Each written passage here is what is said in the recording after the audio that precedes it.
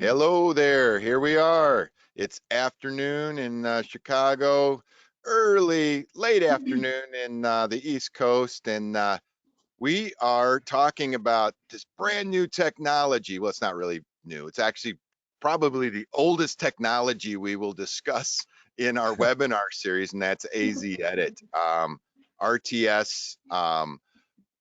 It's the standard, right? We all know it. We've seen it. You're going to find what 9.86 trucks out of 10 run an RTS frame. That's just the reality. This software here, we were just joking right before we started. It's like, you know what? You can run it on any device as long as you can run Windows on that device. So that's the only requirement to run AZ Edit.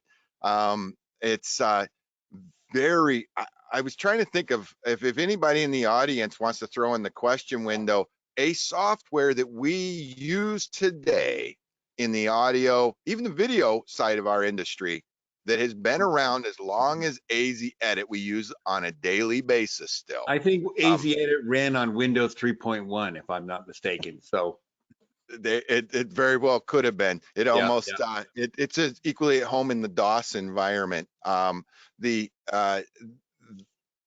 is not a slam on AZ Edit by any stretch. That is really, in today's industry, to have lived this long. It's pretty amazing, and that's quite a testament to the capabilities of that. So today, Motorola CPS software. All right, that's getting all our RF guys weighing in here too. I don't know. I think that's probably a hard one to argue. Was that Henry? I didn't say it was the only software that's been around this long. Exactly. But yeah, that's a good point. That this is what would I equate this to? I would say AZ Edit is to the broadcast audio workflow what Microsoft Word is to the enterprise environment. If you go to work every day in a high rise and you work for any company, you're going to use Microsoft Word every day. If you work in comms or work in audio and broadcast, you will use, with very few exceptions, you're going to be touching AZ Edit on a very regular basis, right? So this is why it was such an interesting topic when we were talking about it, and we were going back and forth. Who do we get? Who do we talk to about these things? Because that's kind of fun when you get to make up your own shows, right? It's like, hey, what am I interested in today or next week? AZ Edit. And Pete's like, the comms guy. Andy, we need to get him on to talk about this. One of the things we do pride ourselves on is we enjoy working with the factories, and we enjoy equally going to the field and getting the field's perspective on a product. So if anybody from RTS is listening and wants to come on and talk Odin and wants to talk all the new stuff, we'd love to have you on here. But today, it's all about Andy. And I'd also like to invite Patrick to the screen here. He's already on, but he's going to be watching the Q&A for Andy. I'm sure he'll be jumping in here and there. Both these guys represent really the cream of the crop when it comes to maintaining and operating these systems, right? Well, maintaining, maybe not that side of it. Whatever you're fixing in the field, that stuff never breaks in the field, right? You just plug it in and it works, right? Always, yeah. always. Okay, there you go. Always. Yeah. So anyhow, I'm gonna turn it over to Pete and Mac to just talk about Q&A, because I think it's gonna be probably this is one of those topics. So everybody, get your questions in. Andy's gonna step through stuff. We're gonna get to all these questions. We'll go as long as Andy and Patrick and the questions last. Just go ahead and get it in there. I'll let you guys talk about Q&A, and then Pete, you and Matt can throw it on over. Mac, why don't you hit your playback? Yeah, unfortunately, I didn't record it yet. But I got to say, I'm actually really looking forward to this, because I don't use AZ Edit a lot. Consequently, I'm not that great at it. But a few times a year, I have to use it very intensely while we do a live late night show remote, and we have to put out 15 to 20 KP panels outside the truck, and it keeps me pretty busy, and I'm really looking forward to learning a little more in depth about AZ Edit, so I can stop calling Ian back at the truck and saying, can you fix this problem for me? Because he's got other things to do. So as far as Q&A goes, in your GoToWebinar control panel, there's a little pull down arrow menu for the questions tab. At the bottom of that, there's a little window that you can enter your question in. Other people will not be able to see your questions, but the presenters will be able to see them. You should be specific about the questions because the presenters may not notice them immediately. So they may be thinking about something else at the point when they see your question. So ask your question so that it's easy to reference what it's about. Same thing with if you have comments or responses, make sure they're specific to what you're responding to so they don't just come out of the blue. We try to get to every question that's asked. If we can't, if there's a lot and we can't, we try to get to every topic to make sure everything's covered. But if we don't get to your individual question and mention you on air, don't feel too bad. You'll be fine. So Pete, anything to say? Well, I will set one rule. We're not going to talk about 2-wire. I want to hear one hybrid question or one 2 to 4 wire converter question. That's off the table. That was a request from Andy. I've known Andy for a long time, and we've met on other shows. But when I started doing AZ Edit, which was actually not too long ago, maybe 8-10 years ago, if I'm not mistaken, I found it I basically learned from other people, and I found it dealing with the manual for AZ Edit was very ponderous. And somebody pointed me to him, and I discovered his website, and he had this great manual on the website with circles and arrows and numbers on the back and everything. And he'd taken the manual and done stuff like this, where he'd labeled everything and he'd pointed out all the things that I looked at the screen and said, AF, AT, what's that? Where do I find that? And he pointed it out, and all this kind of stuff.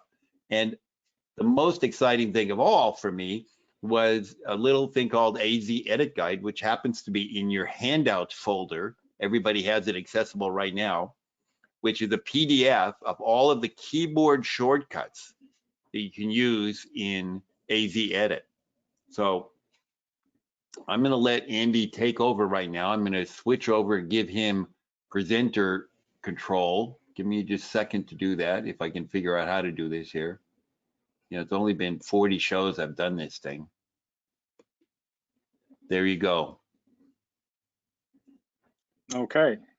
All right, so hopefully you guys are seeing my AZ Edit screen there. Yes, we are. We are. Okay, great. All right, well, thanks for organizing all this and asking me to present. Hang on. Okay, so I got Patrick helping me. I'm going to try and go through this pretty quickly, get through as much stuff as we can, and yeah, we'll jump in. So I actually have one of the new Odin frames here that I'm going to connect to. So I'll be showing you guys a lot of things. I'll be connected to a real frame. This is a real running session of AZ Edit. So I'm just going to go through, just to begin with, a few preferences. So if you go like into a truck, just start work, or you download AZ Edit, from the website, which you can do, it's free. Just go download it right off the RTS website. I think one of the things that's good to do is go here to preferences. So this is application preferences, which basically means it's your specific application of AZ Edit, however you want to set up, certain parameters so it works the way you want it to work. So different people can set this up however they want. Obviously, multiple people can be connected to AZEdit at any time, sending changes, which is one of the really amazing things about the software. I think that's underappreciated these days, but we routinely on big shows, we've got 10, 12, even more people connected to all different sessions of AZEdit, all working, sending changes, and it, for the most part, works really well. So when you get into preferences, there's all these tabs across the top. There's just a few little things that are really a good idea to change. I don't really auto connect at startup. This is, if you have one computer that's always connected to the same frame, you always want it to open right up and connect. You can have that on. If you're connecting to all different frames, you probably want to leave that off. Under alphas in here, so the one thing that I always want to change is this. By default, RTS has that set by alpha. I actually changed that to by number. What that does is when you're over here working, you can basically just hit control and page up and down, and it'll scroll through the ports like up and down really quickly. In the last couple of revisions of AZEdit, I don't exactly remember when, but they added this like up down arrow, which is also pretty handy. They're a little small, so just being able to hit control, page up and page down, and go up and down through the ports on big frames, that's pretty handy. I think that's the only thing on that screen that I changed. So there's a login window. Occasionally you can set this up if you're having problems with like cards or frames. Basically, it'll record the alarm log to a notes file wherever you point it to there. This is kind of interesting on this general tab. So there's all these choices. There's like 16 things I think there. For some reason, by default, they don't have latch disable IFB keys on. So for obvious reasons, turn that on. Let's see, advanced. This is normally off when you install it for TIFF phone support. So if you're using TIFFs of any kind, you really have to have that on. If you're, on a big system with multiple trucks and trunking, you need to have that on so you can see all the stuff from like all the various frames. What else down here? This is another one too, allow key state changes. So you really have to have that on. Basically, that'll give you access if someone like latches a key on by mistake, you can navigate to their panel and find the key, right click and turn it off. If you don't have this on, you don't get that option when you right click. So that's a important thing to have on. Authentication, I don't think there's anything else I really do. So those are the main things. So like I said, good to get that all straight before you connect to a frame. It's in your section of AZEdit, so that's all set. So now we're going to connect to the frame. So the main thing here is to look for at the bottom, there's the two, what are going to be the two little blinking dots, right? So we don't have anything happening yet. So options, communications, and right now it's on serial. So my computer here doesn't even have a serial port, so there's no way it can like even try and communicate to something. If I change to network, I actually have the IP address ready to go there. If I hit this little square, it shows Odin, and then you can click on it and choose the controller. So sometimes if you're running like a VM, this actual part doesn't work for reasons that I don't fully understand, but I guess basically it's like a networking thing. The discovery doesn't really work properly. So obviously just put in the right IP address if that doesn't show up. So now once I change that, hopefully we'll get connected here. So right away we got two green dots. Some people, I guess there's a misconception thing, in an Atom frame, there's two controllers. That means you're connected to the left and right controller. It actually just means you're communicating. So I think the left is transmit and the right one is receive from the frame. So unless you see two green dots there to connect to a frame, you have no chance of connecting. You can hit this thing up here 1,000 times. You have to have that. So we'll go ahead and connect. And it's going to upload my file. So this is one of the new little Odin frames, and it's only a 16 port frame right now, but perfectly good enough to show you guys everything that happens, even on like a 800 port system. So we get connected. You always land on this KP view screen. So no matter what port you're on, if it's a 2 to 4 wire, a camera, you always get basically this KP view, which is cool because you can basically use this as like a virtual panel to remotely, turn keys on and off, do all kinds of things with. But just to get going, a few basics. The first thing you would really do, setting up a frame from scratch, or if you walk in a truck and you just want to figure out what's going on, is if you go here, this is alphas. I guess that really means ports. This is like the physical connections to the frame. So here we've got 16 ports, and I've like pre-built a few things just because my typing's really bad and I didn't want to waste time. We want to try and get through a lot of stuff. So I've added a few things. And I guess I'm just going to go over the port allocation table. So if you don't have any paperwork and you're like, well, what are all these ports doing? I don't really understand. You can get a pretty good idea by going to what they call the port allocation table. So in the Odin, this looks different. In a normal Atom frame, it's by card. So you'll see like all the various card slots, 1 through 17 if it's an Atom frame, and it'll tell you, it's an audio AIO card or an Arvon card or a MADI card, whatever. So right there, you can get a pretty good idea of the geography, the layout of the whole frame, and what's getting, what's connected with wires. So basically, if you're starting from scratch, you kind of want to go through and name all these alphas, and obviously So need to. let me ask you a question. In that port allocation thing, is that showing ports on the Odin as opposed to cards? Yes. On the old frame. Yes. So because in the Odin, any port can be different things. Yeah, it can. So the Odin comes out of the box, which this pretty much is. It's got 16 channels, and you just buy licenses. So, in any increments of 16. So there are 16 analog audio ports on the back, which is, a hard limit. That's just how many physical ports there are.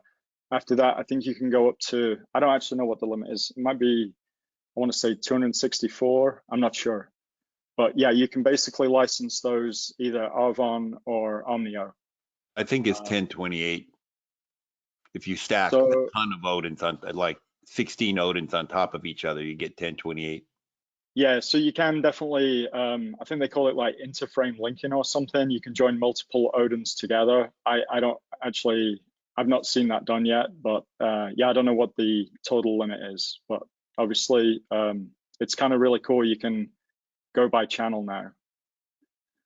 All right, so close that down. So Andy, before we jump too far, since you were talking about connecting to the frame, there was a question that came up about how many AZ edit sessions you can run on a single frame. And I know that we dealt with that at the Super Bowl, you and I, that I don't think they've published a theoretical limit on how many sessions, but once you get to about 12 or 15 sessions, the intercom will start to get sluggish and react slower and things like that, because it's kind of based on every computer, whether you're making changes or not, is constantly receiving and transmitting information back and forth to stay updated. So the more sessions you have, the more that the master controller has to do. So I know, talking to Seb at RTS, at Super Bowl, we were looking at about 15 was the max that we would allow on the system at one time. So I just wanted to cover that question since you were talking about connecting to the frame. Sure. Yeah.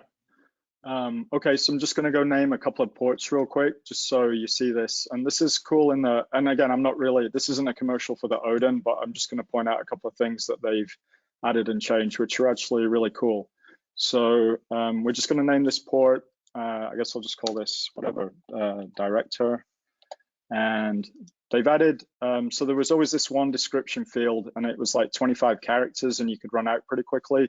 They went ahead and added a second description field, and I think you get 36 characters in both lines now. So this is really handy for like on trucks where, the truck guys can put in the default of whatever the the port is, and then you can actually put like a use in the second description for what you might be using it for on that particular show. So you can scroll through pretty quickly and obviously program these.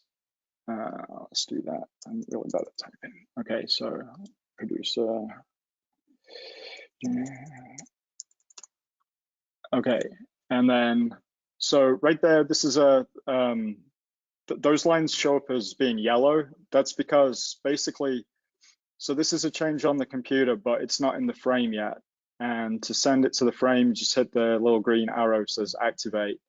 One thing I kind of try and do personally is I don't generally make a lot of changes. I don't generally keep going and make tons and tons of changes and have a lot of unsent changes. So AZ Edit will crash once in a while. I think there's a thing going on with Windows 10 and like the latest version that they're trying to track down. But I have seen people like type for an hour, do all kinds of work in the morning, and then the system will crash and they just lost it. So best to go ahead and hit send every so often.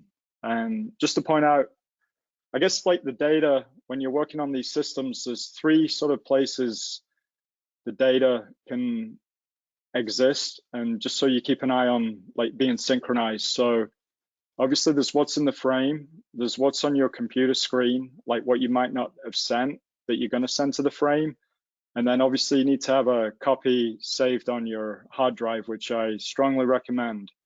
I every night, like walking away from a show, religiously make sure you go ahead and save a backup of the file. And one time really truly saved me on the show.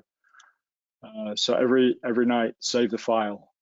Just here, hit save, you're gonna get a save of the file. So we got a whole bunch of alphas programmed. And now go back over to the KP panel view. So I just put in that port 7. So this navigates to the port number. If you go over here, you could just type in director as well. So we're gonna make him talk to the producer. So obviously just type in producer. So a little bit of a misconception is that, if the producer called back over to here, the director, you'd need to have something in the listen key. You actually don't. So the key panels have data that communicate to the controllers, and it knows who's trying to talk to who, and it's going to turn on those cross points. So you actually don't need anything in the top row for panels to talk to other panels. The system takes care of all that. Obviously, it is pretty much standard practice that normally you see mainly AF across the top. So that just means auto follow. It basically picks up what's on the talk side of the key. Save you having to like type producer in twice. Obviously that would get super intensive having to keep doing that. So basically most people just use this AF function. There's a whole bunch of other different special functions, they call them, for the listen keys. So to get this across the whole row in one go, obviously you can like tab across like that, but that gets pretty old and takes a lot of work. So there's a handy little shortcut that you can do, which is basically if you type AF, well, actually in any box, if you double click on it, you get this like little, I guess, asterisk or whatever. What is that? Exclamation point. So once you got that exclamation point, if you go back and hover in the first box, so it's a shortcut, it's worth remembering, Control Shift, and then if you just move around a little bit in that top screen, you get this arrow, right? You see it's pointing to the right. So I hit that and it does the whole row in one quick go. So that's a big time saver, especially building a show from scratch. Could you show that again, because we didn't see the arrow in the upright you were talking about? Yeah, sorry. So I double click, I get that. Maybe it's not going to show up on the web. Well, we see the little funny cursor with the bar. Yeah. It's like the cursor with an insertion point.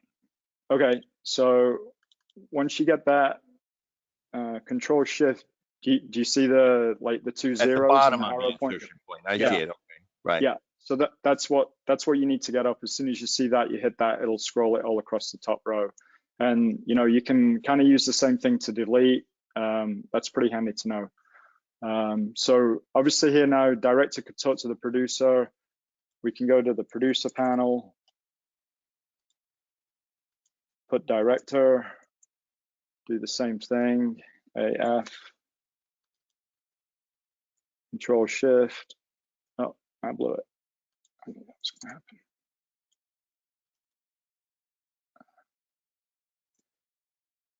Oh, yeah, it's messy when it messes I up. think the cursor has to be to the right or on the thing you're copying to the right. There we go. There we go. Yeah.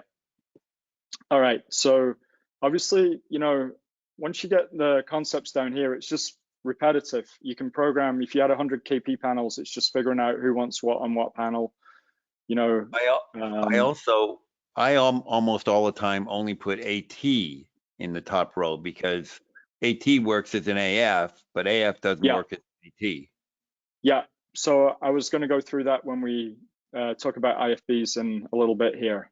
So that's pretty much like panels talking to different panels. That's all there is to it. You know, name the port, program it on each other's panel. You're talking to each other. Pretty simple, really. I'll just go over these boxes real quick. So the D and the R. So basically the D means that you could not enable latching on that key. It means latch, the D's for disable. So no one can, like, if you're on this panel, you can permanently have the talk key on. So that's pretty handy. We use that a lot.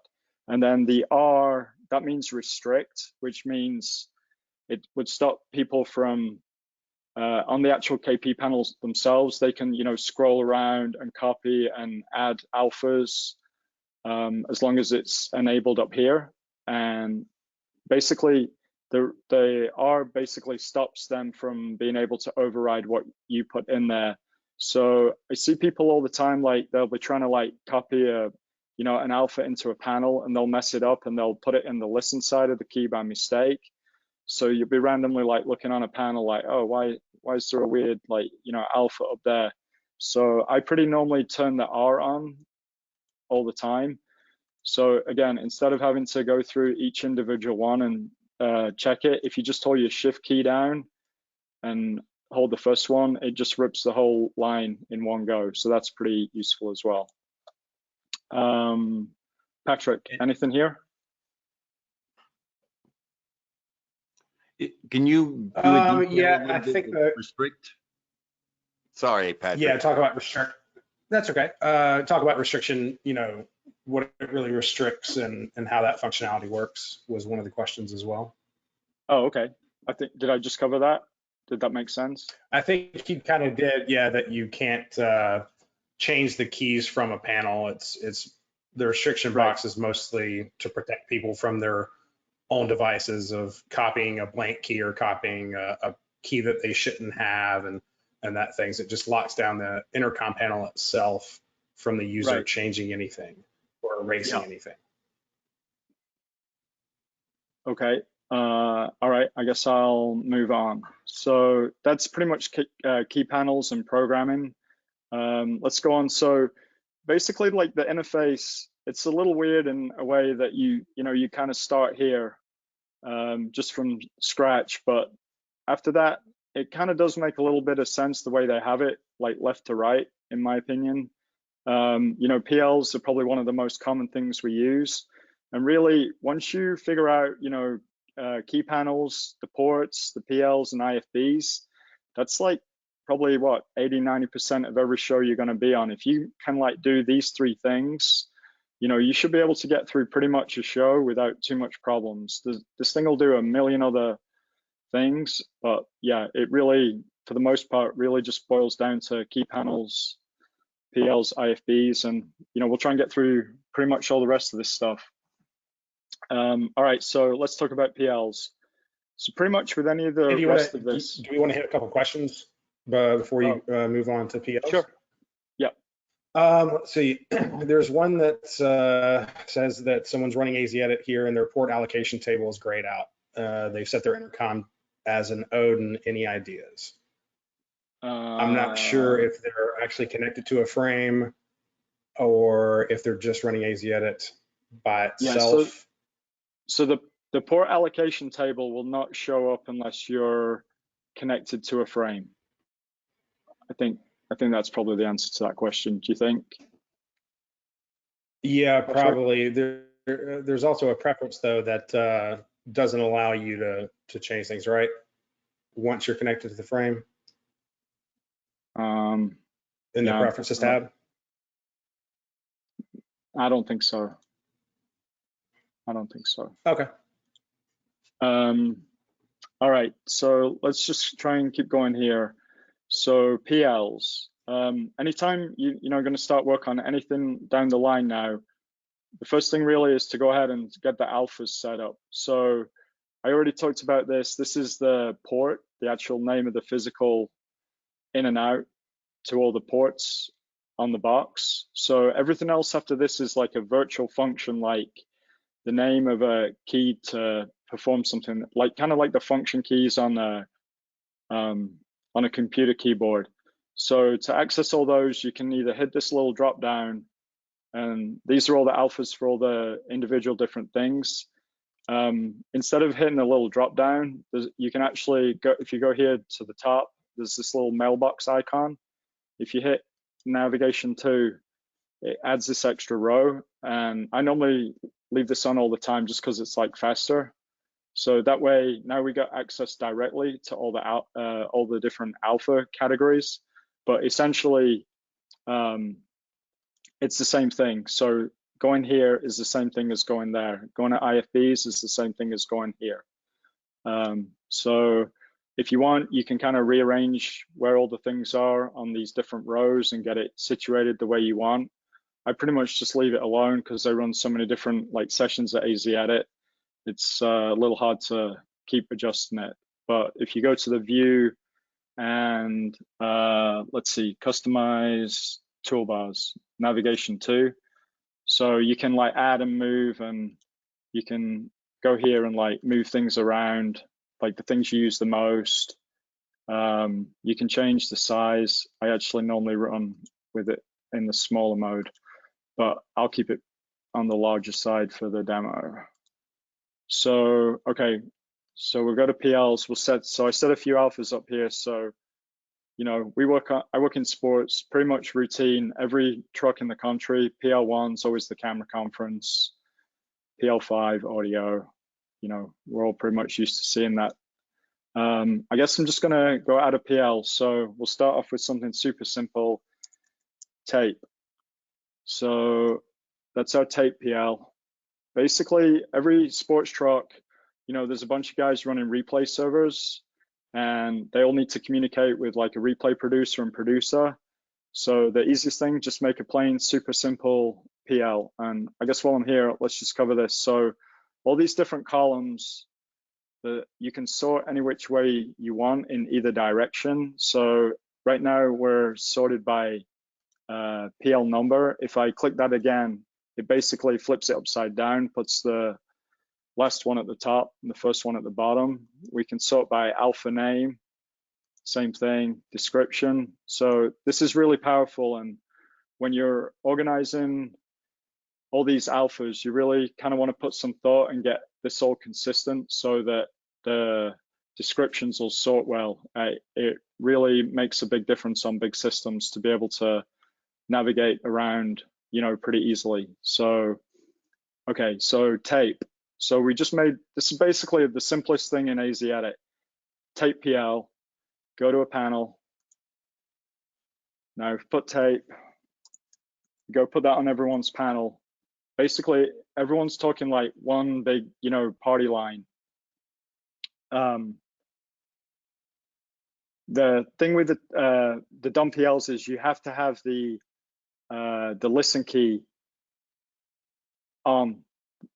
Even though you're talking on a panel and there's data communicating, like if the director talks to someone else on a panel, that cross point's going to work and they're going to hear it.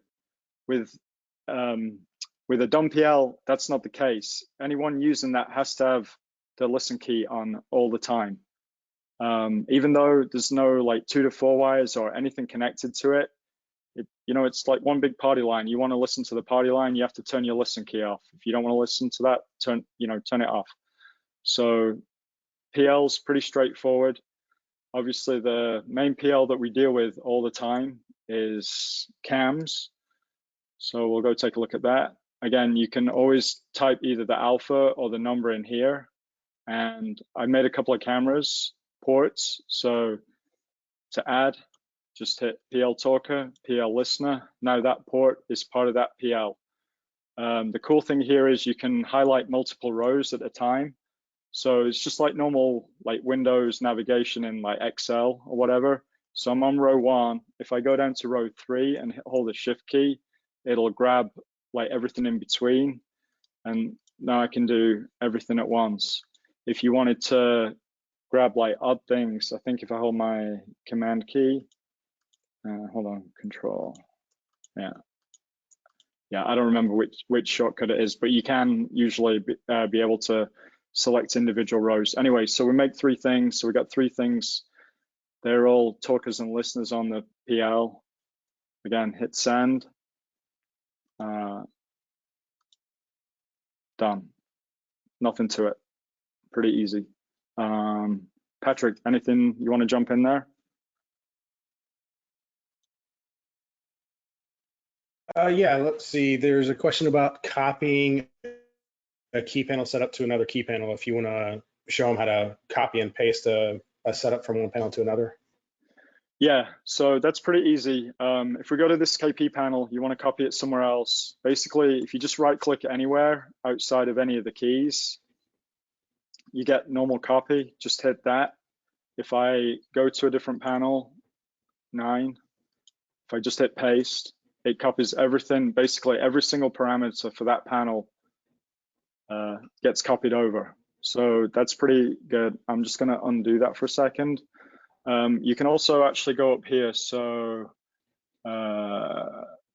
if you go to this under the edit key, if you go to paste special, so this giant box opens up, looks super scary.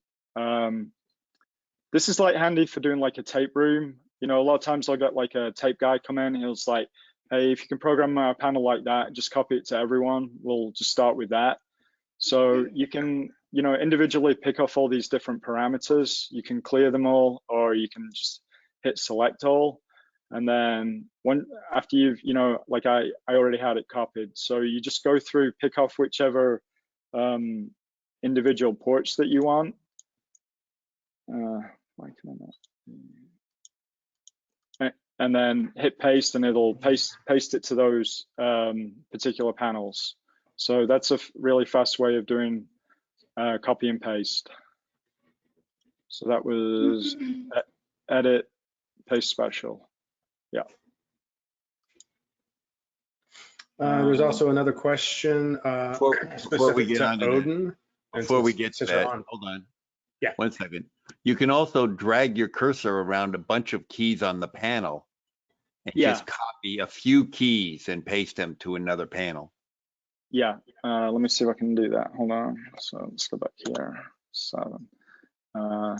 So I had that.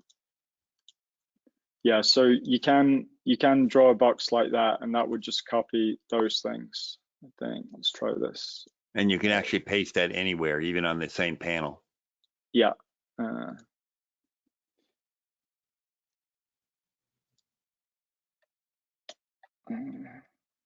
There you go. Yeah, so you can drag bits. That's sometimes handy. Like I get this thing where sometimes like you build a panel and then someone's like, oh, hey, my laptop's kind of covering the left side and I really want my IFBs on the right side. Can you flip the halves around? So it doesn't really totally solve the problem, but you could like quickly just grab all this half, hit copy, paste it. Obviously you'd have to remember and rebuild the right side to the left. All right. So I guess we're going to move on to IFBs. There was an Odin question though, I think. Oh, okay. Yeah. There's a Odin and 8-character alpha question about being able to use, or if Odin and Omnio supports 8-character and 4-character and everything else. I didn't know if you wanted to allow show the view of in your port alphas of 8 and 6 and 4.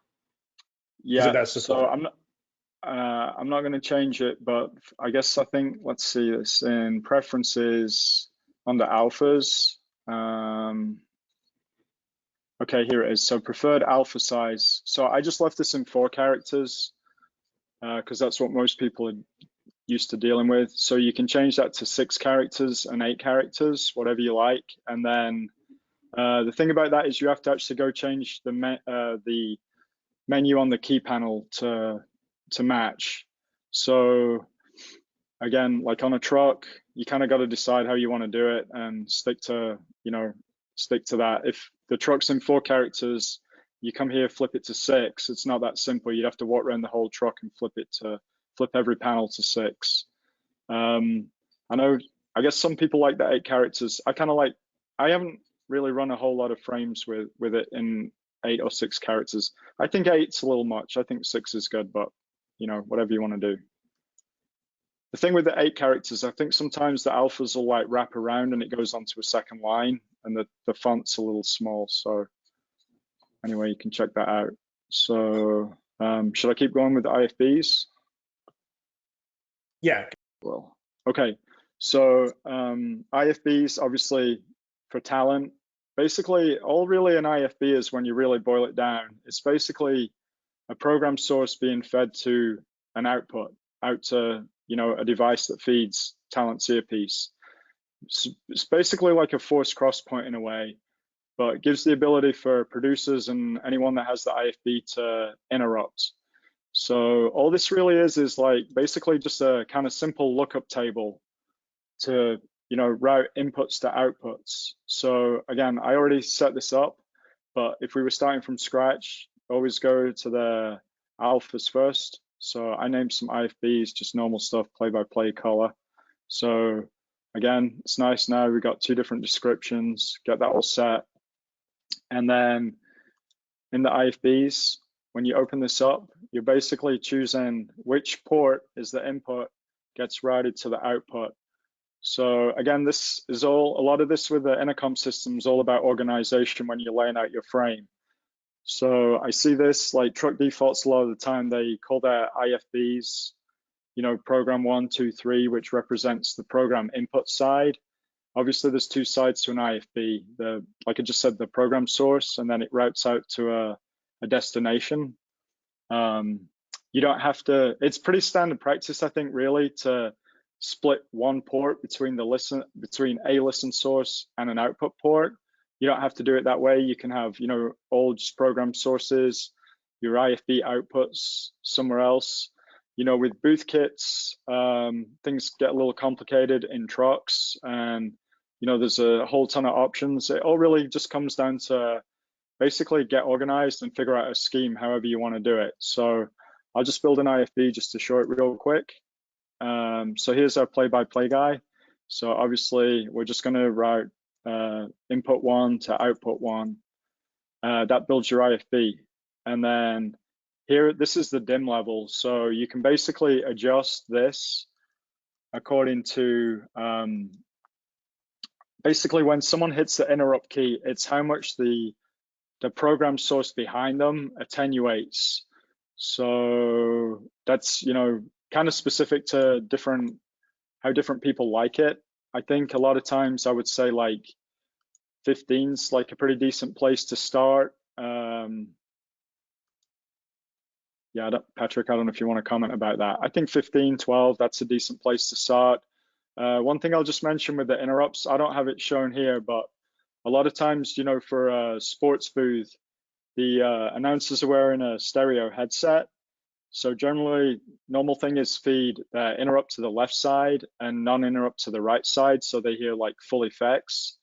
So depending on how the truck's configured, sometimes that non-interrupt side is still routed through the IFB table. It's just the same. It's whatever source you want to route to whatever, basically, whatever output. Depending on like the truck capabilities, sometimes that happens directly from the cow rec, or through the router. I think there was a bit of thinking for a while that it was good to run the non-interrupt through the Atom, so there was no like delay or sync issues between them. I don't think that's really an issue. I think RTS is pretty much basically real time through the frame. I've not really run into any problems of not running the non-interrupt through the Atom frame.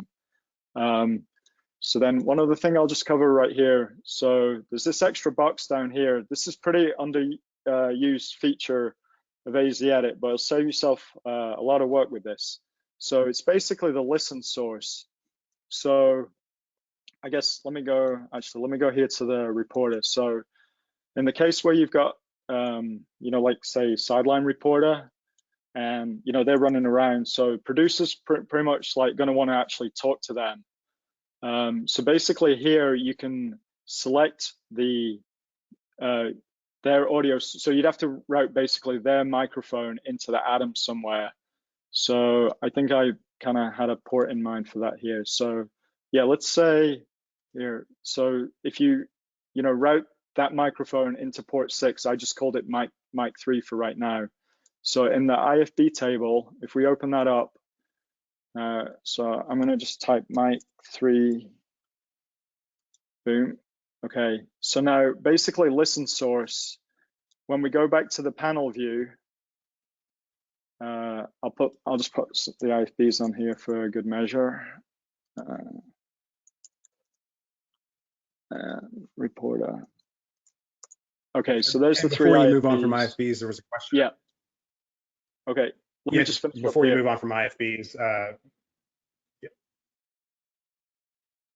Okay, so right now we have that AF key auto follow. So if you listened up on that key, you're actually going to hear basically this program source.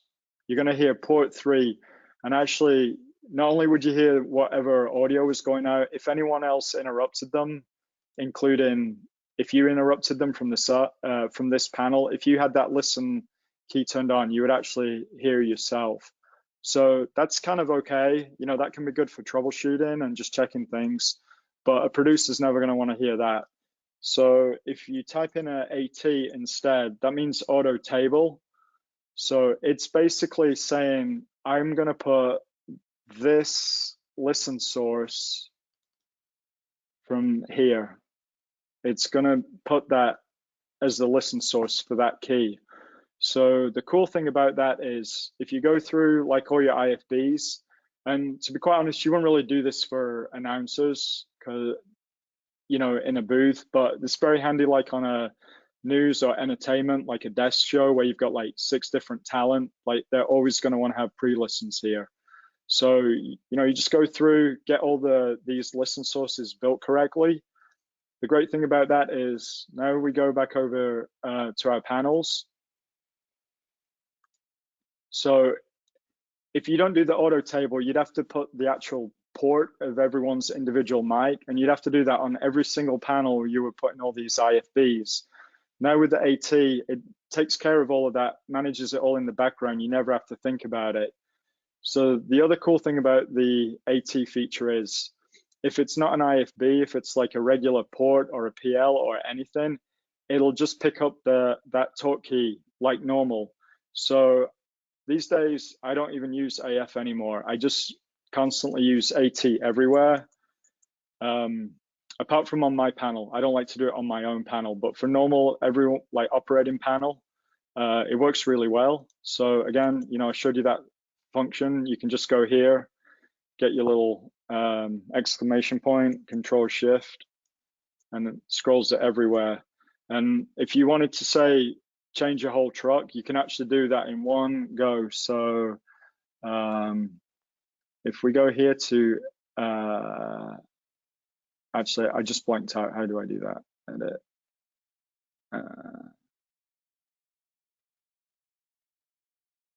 I just totally lost my train of thought. Patrick, jump in. Where do I do that? Yeah, it's what you went over before on the pay special. So when you set up, one panel with auto table, and then copy that port, and then you can paste it that way. Thanks. Sorry, I was trying to think about what I was going to go to next, and I lost my train of thought. So yeah, if you just go for search for key assignment, and down here special function. So let me just back up. So search for key assignment. This is really for, when people move around and if they move from one panel, so they want to move one position over to the left for whatever reason. So you've got that, position on 100 panels on your system. Instead of having to like track everyone down and move it, you can just go here, find the port. If you hit more, and then you would just basically find the new panel that they move to, hit select and hit replace all, and it's going to go through and basically replace the old position for the new position all the way through the system. So that's pretty handy. One thing I will say about this is it's one of the few functions that is not in the queue to send. It is real time. So when you hit the replace all, you don't have to send it. It does it. So it is a great tool, but it's also can be destructive if you're not careful and very sure what you want to do. Will that automatically adjust any point to point that went to that old panel from somebody else and point it to the new panel? No. So you'd have to go redo those manually. Yeah. So if someone, like if the producer moved over one position, you'd also have to copy that panel and move it to his new place. So it's like a two-step process, right? So, copy the panel setup from the old position to the new position, and then search for the old position replaced with the new position. Correct. So you do a replace, you look for the key on, let's say you named the key a slightly different name. You'd look for the key everywhere in the truck that had that old name, replace it with the new name, and there the point to points would now point to the correct place, then you'd rename it to match, right? Yeah. So, when you're doing that, you just need to, go carefully. If you mess it up, the hard part about that is when two people swap positions. That's tough because basically you kind of have to, move something over to like a third position and then, move stuff around. That's pretty tricky. That's one of my least favorite things to do, actually. Anyway, I was just going to show you, if you wanted to replace all the AFs for ATs everywhere, just search for key assignment, go down here to special functions, you select AF, more, and then special functions, and then hit AT. So that's actually pretty cool, like on a big truck, because as soon as you hit replace all, it's going to go off and think about it. And then you'll get this like message at the end, like changed on like, 1,500 key assignments or something crazy. And you go, look, it always works. You got ATs everywhere, and just save yourself a bunch of time.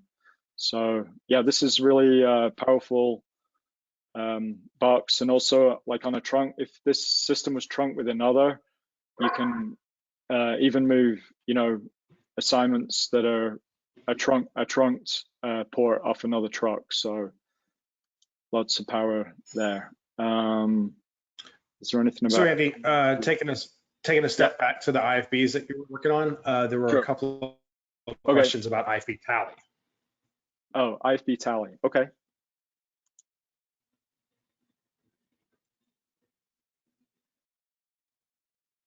So in the IFB edit tab where it says remote tallies, I think that was the specific question.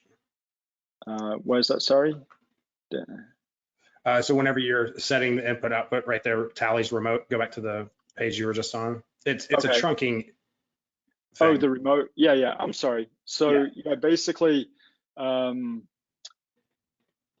a system that's got trunking with multiple trucks, the IFBs will, obviously work over trunking, assuming you enable it.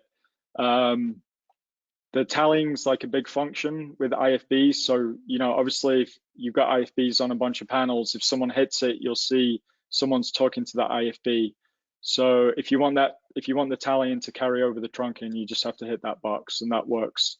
The cool thing too is the auto tabling will work over trunking as well. So that's a very handy feature. And then speaking about the auto table, there's a question about the individual listen level at a KP control the AT special function, and it can. It's just like an auto follow. Reacts the same way. Right. I think that didn't always used to be the case, right? I think that was something that got fixed. Correct. I'm not sure yet. Hard to keep up with all Yeah, these. that was a master controller update. Yeah. All right. So one thing I'll just say about IFBs while we're in here is so actually Patrick showed me this years ago, and it's a really cool trick. So I'll see people. We're just going to jump over here to this crosspoint screen. So basically, this is a representation of all the crosspoints that are actually happening within the Intercom system. So if you go to, let's go to our director panel for a second. So if you go here, it'll show you all the active crosspoints, who he's talking to, who he's listening to. So this is a really powerful troubleshooting place. If you get that call like, hey, I'm hearing so-and-so, I can't figure out who it is. Someone dropped their phone, there's a key latched on somewhere.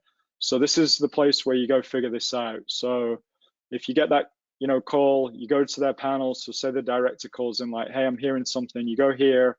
So you need to figure out who he's listening to solve that. So obviously I only have like 16 ports here, and it would jump out pretty quickly. But if this thing scrolls for like days and days on a big frame, you basically would just hit this closed column and sort to the top, and it's going to show you. Now, the thing with the director position is if he's talking to the camera PL, because all those 4-wire ports with the cameras are in that PL, you're going to see like every single port, basically every port, 2 to 4-wire camera PL, anything you have married to the PL.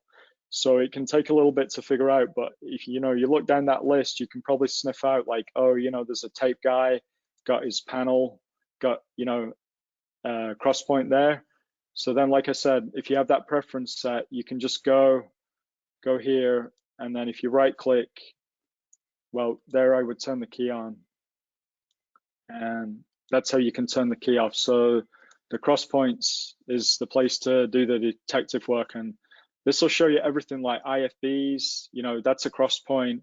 So I guess what I was getting to there is I'll see people like they get in a jam, they're trying to get audio from one place to another, it's not working, they get confused, someone's screaming at them, so they're like, all right, I'll just go over here, crosspoints, and force it. So right there, I just forced like, well, that's silly. Let me release that. I just forced the producers themselves. So whatever. Basically, they go and they force one crosspoint to another, and maybe it works, maybe it doesn't. It's probably not going to work in all honesty, but and then people like will keep doing it. So I only have this little system here, but if you do that, they're really hard to find after the fact. It's not really a great solution. What I was going to get to was if you need to just like get audio between 2 crosspoints in a hurry, just come here to the IFB table. You can do exactly the same thing right there. That's an input to an output. And if if it's temporary, just do it. But if it's something you're going to come back to a lot, just go give it a description. I could add more IFBs. Just go to the end, pick something. That's a great way of getting audio from one place to another without losing track of it in here. I've been on trucks like deep down on like Arvon ports in a default file. They'll have like Arvon ports forced to other Arvon ports. You're trying to land panels, a remote facility, all kinds of weird stuff is happening. That'll take you a while to track this down. So I would really recommend don't ever use that force.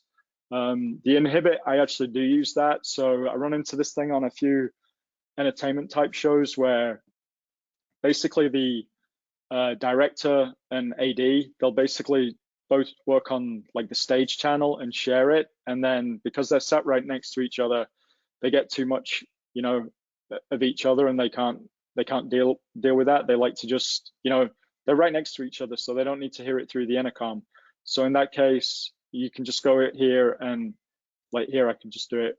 Basically inhibit one to the other. That'll stop that problem from happening. So inhibit's pretty handy, but I would definitely stay away from the forced crosspoints. All right, Patrick, any questions? Yeah, so there's a couple that are following this. How do you set up an all call for IFBs? So if you want to show them how to do the normal special function and then maybe a special list that will hit all IFBs. Yeah, so And I'll answer one question while you're thinking about that. It is a question about the AT, the auto table that does not work for IFB listens on older trucks. That is a master controller firmware issue that an older truck may be running an old firmware from 5 or 6 years ago or further, and the auto table does not answer that. Or does not fix that. Yeah. So, so exactly right. So the all call function, if you end up with like a whole bunch of IFBs, producer doesn't want to have to like hit 6 things at once. So super simple solution. If you just type AC, it means all call. Basically what that does is it turns everything to the left of all call on and off. So obviously you have to be careful how you arrange this. It is pretty normal for IFBs to kind of go over on the left side, either bottom row or top row. But of course, you run into it where somebody wants the IFBs over here. So that's okay. We got the IFBs. Problem with that obviously is if I put an AC here, now if they hit that, it's going to light all this stuff up at the same time, which is no good. So there's a good solution for that. They have a feature here called IFB special lists. So I guess I already went ahead and made this one. Again, anytime you're adding a new bit of functionality or anything new, just basically go to the alpha for whatever you're trying to do. And IFB specialist is right here. So it's basically, all call. I normally just do like a space or something, or 2 spaces, whatever you want, or anything. So it looks like the same thing they're used to seeing basically. And then here, if I go to IFB special lists, you do the spaces so it's not confused as an AC command. Yeah, so it's you really don't want to have any duplicate type alphas. I'm not sure. Actually, let me try that. I don't even know. IFB specialist. I don't know if it'll give me an error if I just type AC. Yeah. So that error. So anytime you type in an alpha that already exists, you're going to get this little pop-up, and just to warn you. So like I said, it's really not advisable to have any duplicate alphas anywhere.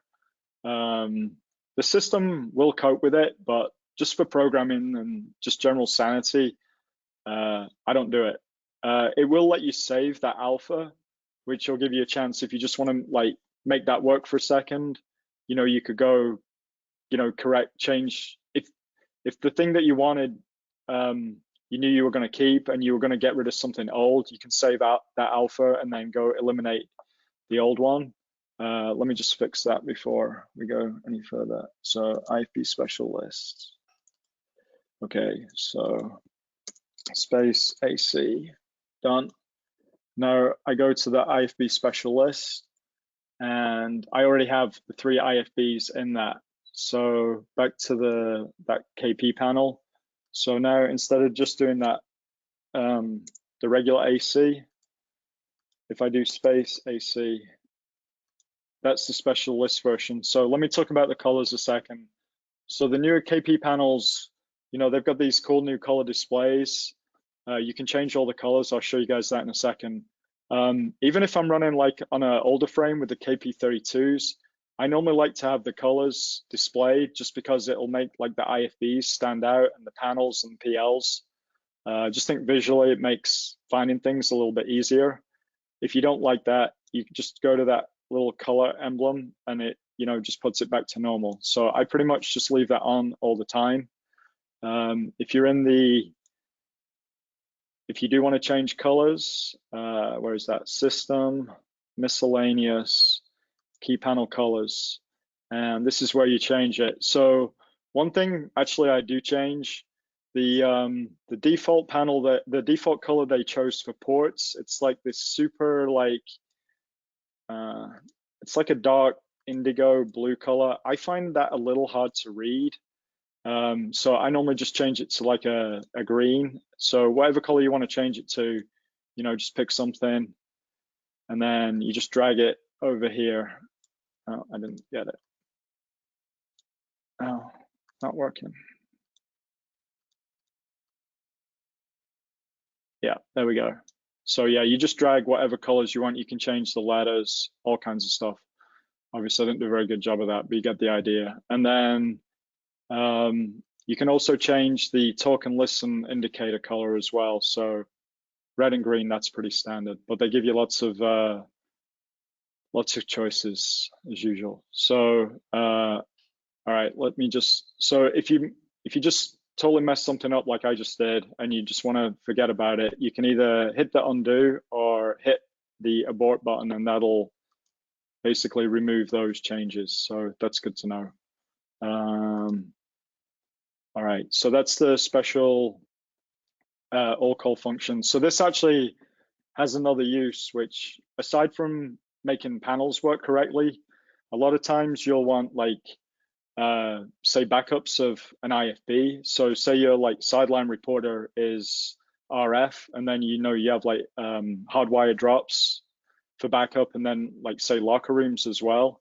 So one choice obviously is every one of those individual IFBs for one person. You can basically put it all across the panel, but for a producer, they like to just have one button, hit reporter. It's going to go everywhere. We have a IFB drop for that particular person. So again, you can just use the IFB special list. I guess let's just call this star rep, some random name. Obviously I would fill out a description, keep track of everything, and then go to your IFB special list too. And then, you would add in all the IFBs that you had built for that particular thing. And then you can either, you kind of have there's two ways of doing this. So you could either do star rep right there, and obviously that would work. The problem with this is actually fixed on the Odin, which is a huge, this is one of the things that I really wanted them to fix forever.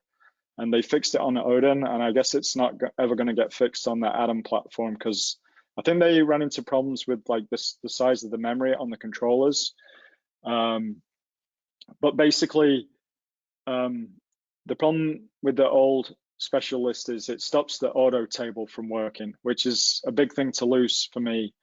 So if I go back to IFB special list, you'll see they added listen source here for IFBs. So on an Odin, you can basically just build one big special list, add every single port to it, put the listen source there. If you're, on the traditional Atom, I pretty much normally build the main IFB for how it should work, like with the RF transmitter, and then put all the hardwired drops in a special list, and then you can stack, see how it's like there's two rows of torque levels. So basically when he hits the top key, it's going to carry over to the secondary key, and we still get the special list function working, the AT working off that. So that's how I handle that particular problem. But cool, they fixed it in Odin. All right, Patrick, anything we should be answering? Let's see. So there was a question about IFB priority over trunking, and I actually had to ask someone else just to double confirm. I don't think that IFB priority over trunking works, but it's not something that I'm 100% about. Actually, and do you have a definitive? Yeah, I know this because I run into it on a show that I work on pretty regularly, and I've looked into this and tested it, and it does work. That is pretty cool. Okay. So, yeah. All right. There's an inhibit question. Okay. I'm sorry. Did you want to show the IFB priority? Yeah. So we didn't really talk about this, but for the panel views, you get this like little edit box, which is kind of like a little mini control panel for the KP itself. So there's 4 tabs: setup. This is basically setting up the the panel type. Normally, I just leave it reported by Intercom. Usually it picks the right thing, like KP32, whatever. Here's where you set your different pages. You can add, page 3 and page 4 if you need multiple pages. So in advanced, IFB priority. So that's set at a 1 right now. So I can I think this works, what, like 5 is the highest priority, right, Patrick? I can never remember this. Yeah. Yeah. So basically, if we give the producer a 5 and somebody else had a 1, if he hits his key, he's basically going to override the person that has the 1. So obviously you can go as deep as you want with all of that. And yes, that does carry across trunking. I know that to be the case. Actually, 4 is the highest. I take that back. If you another good view is if you go to system, the system tab, and then go down to IFB priority, it gives you a what each one means. You can set someone to not have any IFB priority, where they can hit the button all day long, and it won't interrupt it at all. Yeah. So let's just go back and look at that. I think that was oh, here it is, priority. So you can just hit that priorities button down there.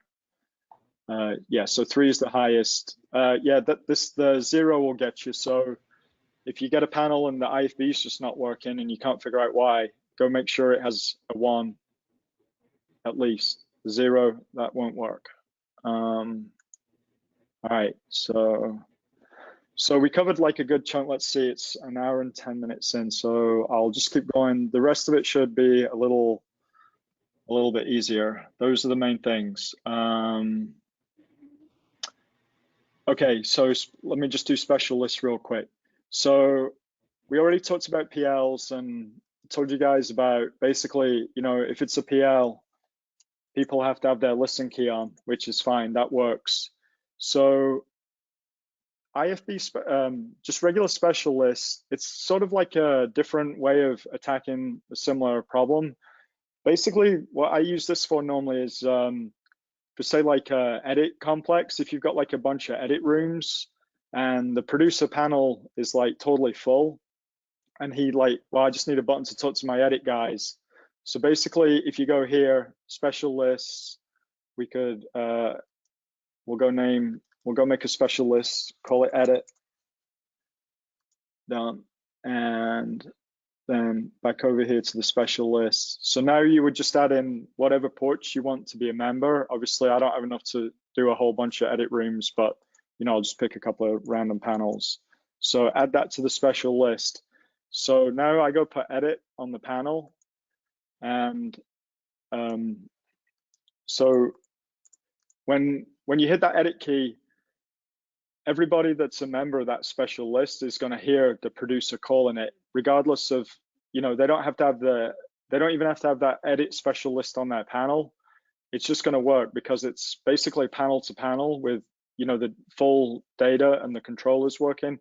It's going to turn it on. So say the guy in edit 2, he'll hear the producer calling him and see it'll tally the producer. So he knows, oh, the producer's trying to get a hold of him.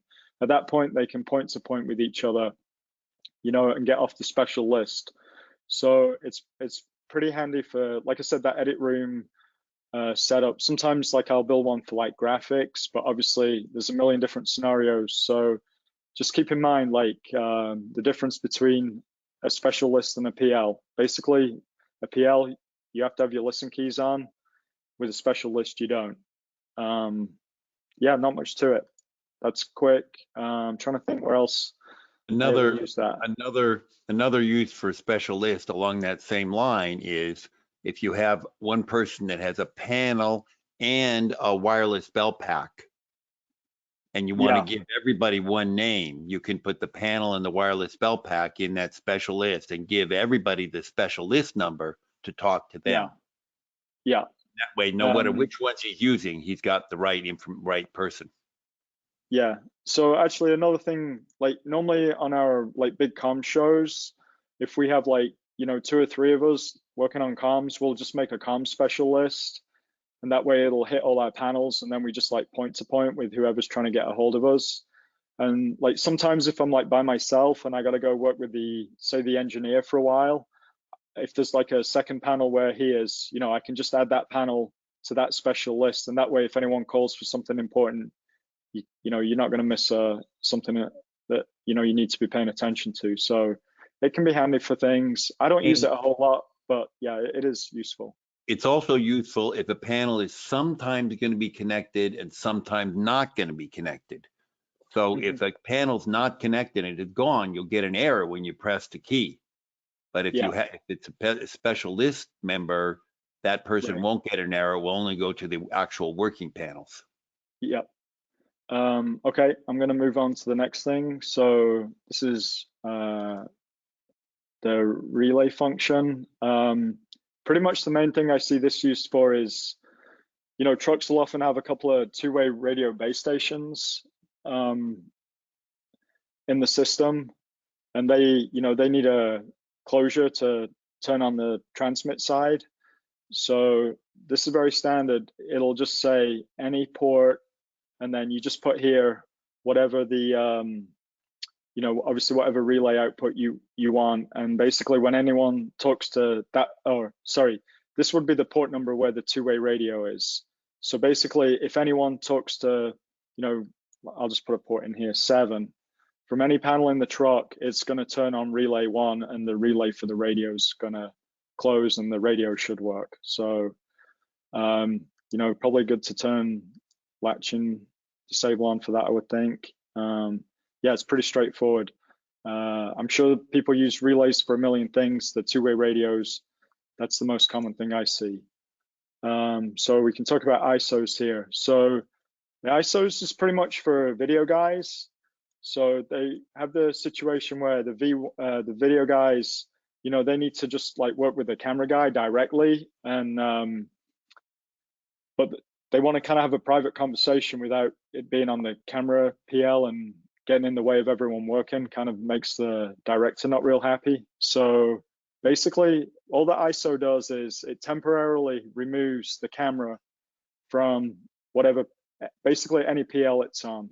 So that alpha is already pretty good. ISO 01, that's going to work. So you basically just open this up, and then you choose the port. So I'm just going to choose camera CP01, that's the camera port. And basically, yeah, if I go put that on a panel, oh,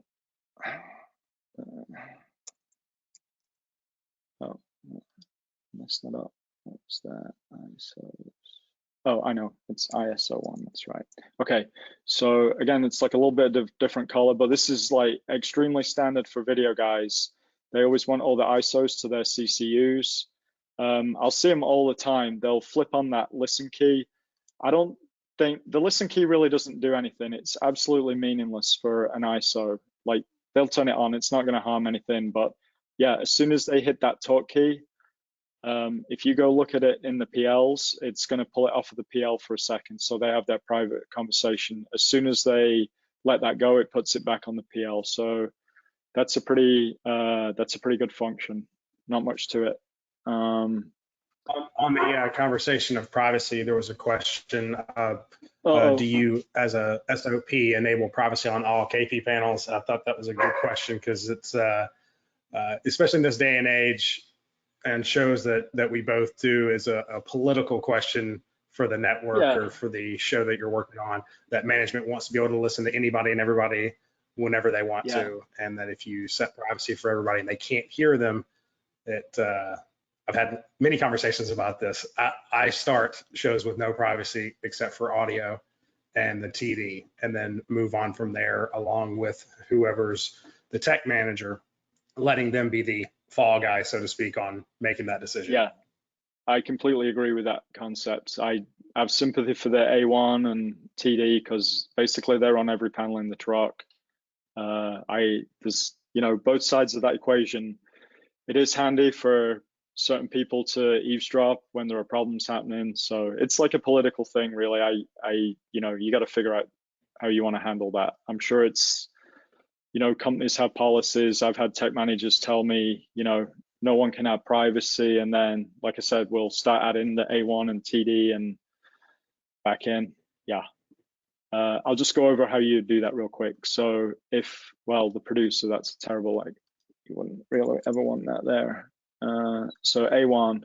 So if you want to give the A1 privacy, you know, people call it sunglasses because that's what the little icon is. Basically, it's right here, key panel privacy.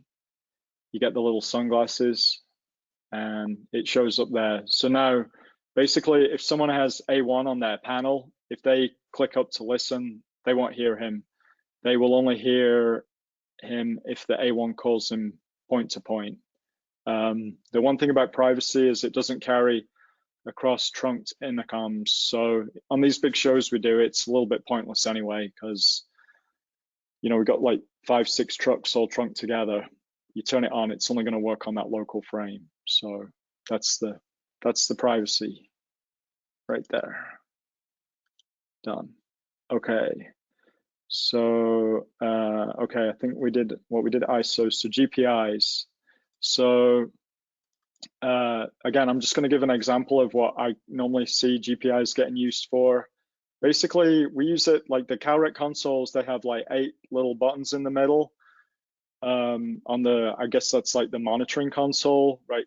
I think that's where the volume control is. But anyway, there's 8 little keys, and basically those are GPOs from the CalREC. You get like a relay closure, so that can get patched through to the intercom GPI inputs. Normally, like I think a lot of times it gets, well, however they do it in the truck, it could be wires. Sometimes they use the tally system to route all that stuff. So basically, now we're going to get a closure from, say, the first button. So right here, I have the A1's panel selected and the key number 21. And then what I want to happen is the torque key gets pressed. So essentially what's going to happen is when the A1 hits the button right there on the CalREC surface, we get the closure from the desk. And if I go look on the A1's panel, and if I go to the top row, I have A2 selected. It's basically going to turn that key on automatically. And then when he lets it go, it'll turn it off. So I can't really demonstrate that because I don't have a CalREC console and all that GPI stuff here. But a lot of A1s really love that because obviously they would like to keep their hands like close to the faders. And that way, if the KP panel's on the overhead bridge, and they saves them having to reach up, so they can put like their top, producer AD, A2 love channel, whatever. You get 8 choices. One cool thing with a lot of the things in AZ Edit, once you get one thing pretty close, you don't really have to type everything in from scratch. So again, this is like kind of normal Windows function. If I go here and hit Control Copy, I can just go paste that to the next row. Like I don't have to start with everything. Like it's already got the right port, the torque key. I would just go there and change the number. And you can just rip through, do 8 buttons super quick. One thing you need to make sure with that is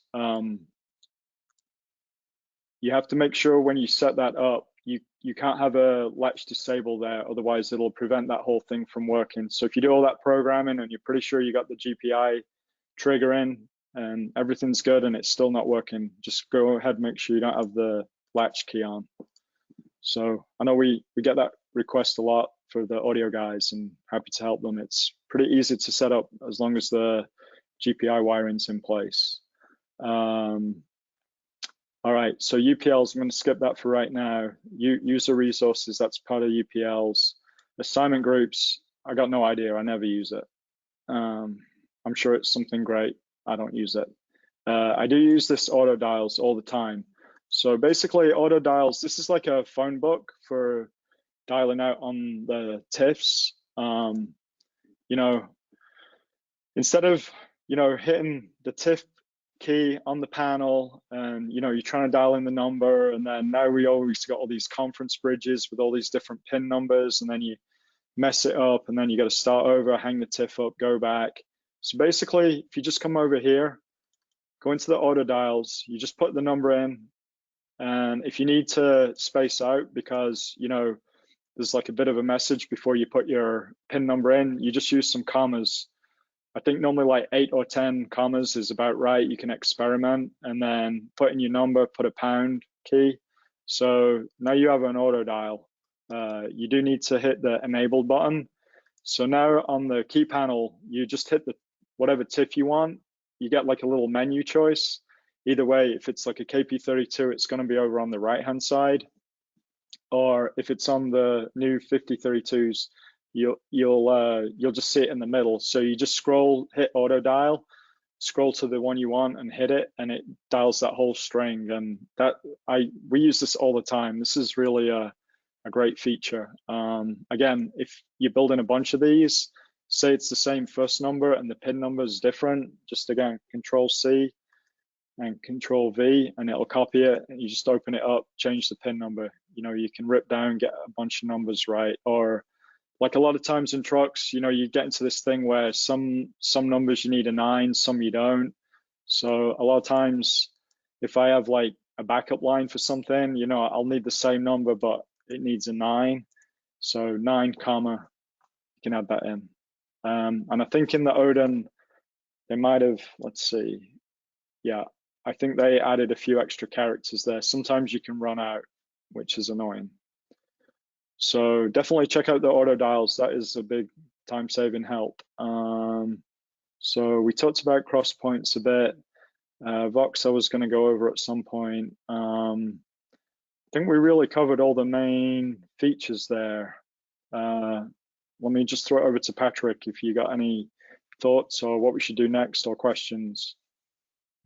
Yeah, there's a couple questions about that we can answer probably all at once that have to do with inhibits. And the question is, after doing the inhibit from the director and AD, what about adjustable listen for those people? And the second question is, if you use inhibit or if you inhibit the director, AD, and TD, and then one of them wants to listen to one another, but adjust it, can you do that? And basically the answer is no. Once you inhibit someone from another one, that inhibits their audio from cross-pointing in any way. Yeah. I guess another good place, sometimes I'll use that inhibit function just while I'm thinking of it, is if I'm on like the, you know, in a audio room behind a A1 and, you know, we're both using the A2 PL, you know, a lot of times you know, you can start getting feedback on top of each other. So I'll just hit the inhibit, stop that PL from feeding back between us. That's another good place. Yeah, that's a good idea. Yeah. There was a question about IFBs and how you can add more IFBs to the frame, and is there a max amount? Okay, so to do that, you have to go to Intercom configuration. You get this message. Okay, so let me back up a step. So this can get a little bit scary. People get nervous about going in here and doing stuff. Obviously, if you're in a truck, you really need to go check with the EIC before you do anything crazy. I would definitely recommend saving, well, you have to save a backup of your file, because depending on what you do here, you're going to wipe your file out. But yeah, so there's a couple of different parts to this. If you have a multi-frame system with, like, say 2 Atom frames and some M frames, they give you this whole like sizing wizard, so you can go in. Obviously, most of us, like, you know, audio people aren't going to be doing that. I have been doing this a little bit recently, but yeah, so we actually added a frame for our Super Bowl setup to the end of one of the trucks we had it. So that's that. But yes, if you wanted to go change the number of IFBs, you just go in here, add as many as you want. It's going to say, you get this like test message, success, and you would hit OK, and that would work. I'm not going to do it because I don't want to mess my file up and get disconnected or anything. But yeah, that's where you would do it. As far as the max amount goes, the max amount isn't really it's a theoretical thing. It's based on the memory in the master controller. So you could put 512 IFBs, but depending on how big the intercom is, if there's 4, you know, tri-bus intercoms in a system, then the master controller can only handle so much memory. So as you add things, you might have to take some things away, like UPL statements. You have to make, if you need, you know, 500 IFBs, you might have to lower your UPL statement so the master controller can handle that. Yeah, so I have seen once or twice for the auto dials that somehow got set to 0. I don't know why. And then people are like, I really love that auto dial feature, I can't get it to work. Well, if you have 0 auto dials, that's why it's not going to work. One other thing to mention here is when you're doing this, so that the Odin is only a single controller. The Atom frames obviously have 2 controllers. So whenever you test and go ahead and send this change, for it to actually take, what you have to do is pull one of the controllers out. So standard practice is pull the the controller that's offline out. The way you can tell is there's a little red LED at the top for the one that's online. I don't think there's any real rhyme or reason when you turn a frame on that it always chooses the left one. I think it probably chooses the left one more often than not. It doesn't really matter. Just go ahead. Whichever one does not have the red LED at the top, you have to pull that out first, because when you fire this change, what it will do is, if both controllers are in, it just sees it as that controller like flipped, and it just forces it over to the other controller, and that change won't go through. So you have to pull out one of the controllers. Honestly, I haven't tried it in an Odin, so I don't know what happens. And like I said, I don't want to risk snarling up this whole thing by trying it right now. Be careful in a production environment. So yeah, save your file before you do anything in there for sure. Any other questions, Patrick? Yeah, we got a lot of questions. They're really? a little trying to stay on topic. There's one that is asking about a KP32 in an audio room. Can you access pages 3 and 4 on this one KP? You want to tell them the shortcut? Yeah, you can. And I haven't worked in like 5 weeks like all of us, and I just can't remember it. But it's on my website. What is it? With that, it's just muscle memory for me. I just know it. It's like display. E panel. Yeah. Yeah. So it depends on the panel, because like a classic KP32, you have to hit the E panel for expansion panel, and then the page that you want, then program, then tap the key, and then it'll change that row to that new page. So yes, it is possible. You just have to get the keystroke down to do it from the panel.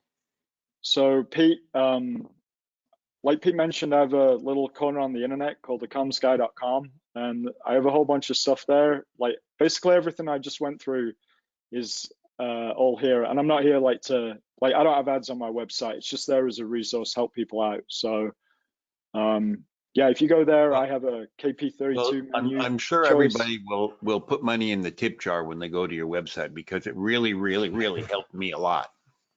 Yeah. So that there's a KP32 menu page, and it's all in there. It's a lot easier to do when you're in front of a panel. But yes, you can flip pages 3, 4, 5, 6, 7, 8. I use that all the time. Like I'll put all my Arvon channels on one page, all my ISOs on a page. Especially if you're doing like football for a whole season, you need tons of stuff. So that's super handy. I guess actually, since we're here, I'm just going to show a few shortcuts that I use all the time, which really are worth learning, because they really will save time. So you have this problem where you constantly need to flip between the different rows on the KP panel. The simplest way to do it is just Control Tab. Actually, so that flips it between basically one row and seeing the torque keys for both rows. So that's Control Tab.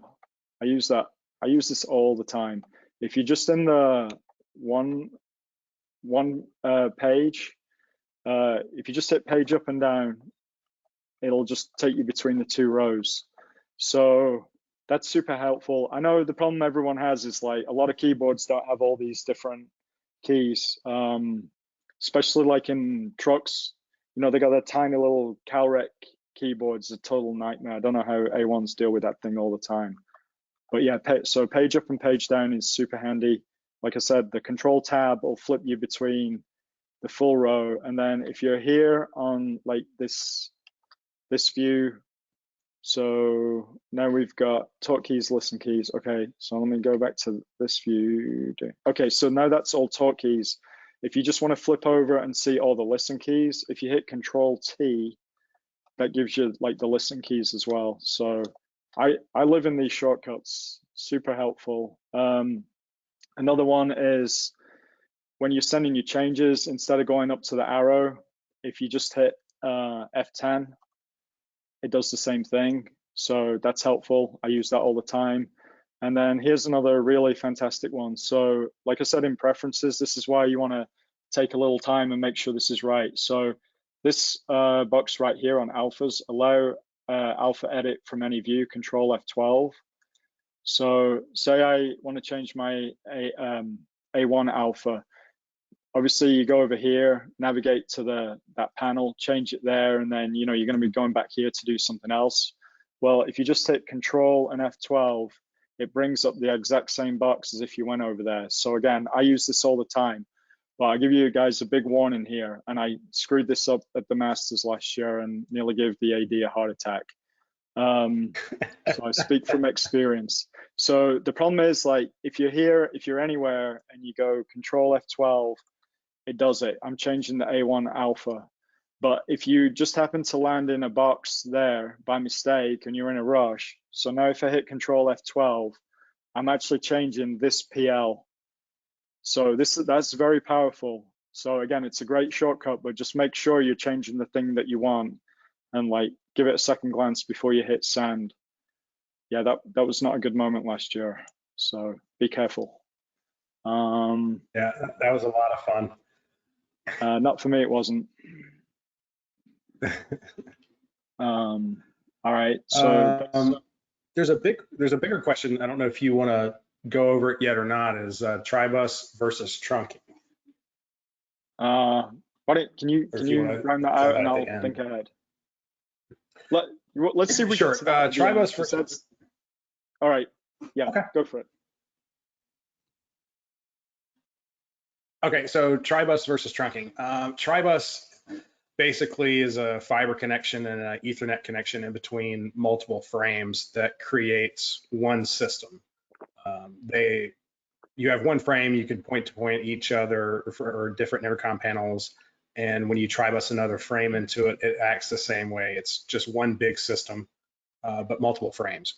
Trunking is a different thing. It's you create pipes in between two different intercoms, two audio paths, and then you have to have a trunk master, which is a separate device that talks to each of the intercoms and opens and closes those audio pipes when people press keys. The trunking is very powerful, but it also is limiting. You can only do so much with it. You can't change cross-point gains between two different panels. They can't change from one panel to another on how they listen to each other. But that's the main difference, is one system versus two different systems interacting with another device, managing that audio and data, being the trunk master. Yeah, so let's just talk about this for a real second. So these scroll enable boxes up here, basically local, what that means is if I turn that on, it means that that A1, this particular port, that's available for people to scroll to from their KP panels. So if they didn't have A1 in their panel and they wanted it, they could scroll to it, A1 would show up, and they can attempt to copy and paste it into their panel. If you turn that off, then they don't have ability to do that. A lot of people think that it's like their individual panel doesn't have access to the scroll list, but it's managed like the other way around. So you have to turn it on. You have to add panels to the scroll list. So that's how you do it. So this is for if it's a trunk system, and it's grayed out right now. So to get that on, I'd have to go over to Preferences, Advanced, Enable Trunking Support, hit Apply, hit OK. So now those boxes turned on. So now if basically if I hit trunk, that means that this panel, this port would be available on any panel that's hanging off a frame that's trunked to this particular truck. Basically anyone in the system has access to it, not just the local people, which is what this one does.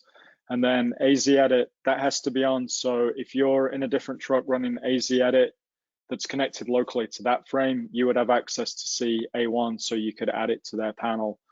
So yeah, we have to kind of set this up a little carefully and make sure people get the right access to the right things. So that's what that little section of boxes do.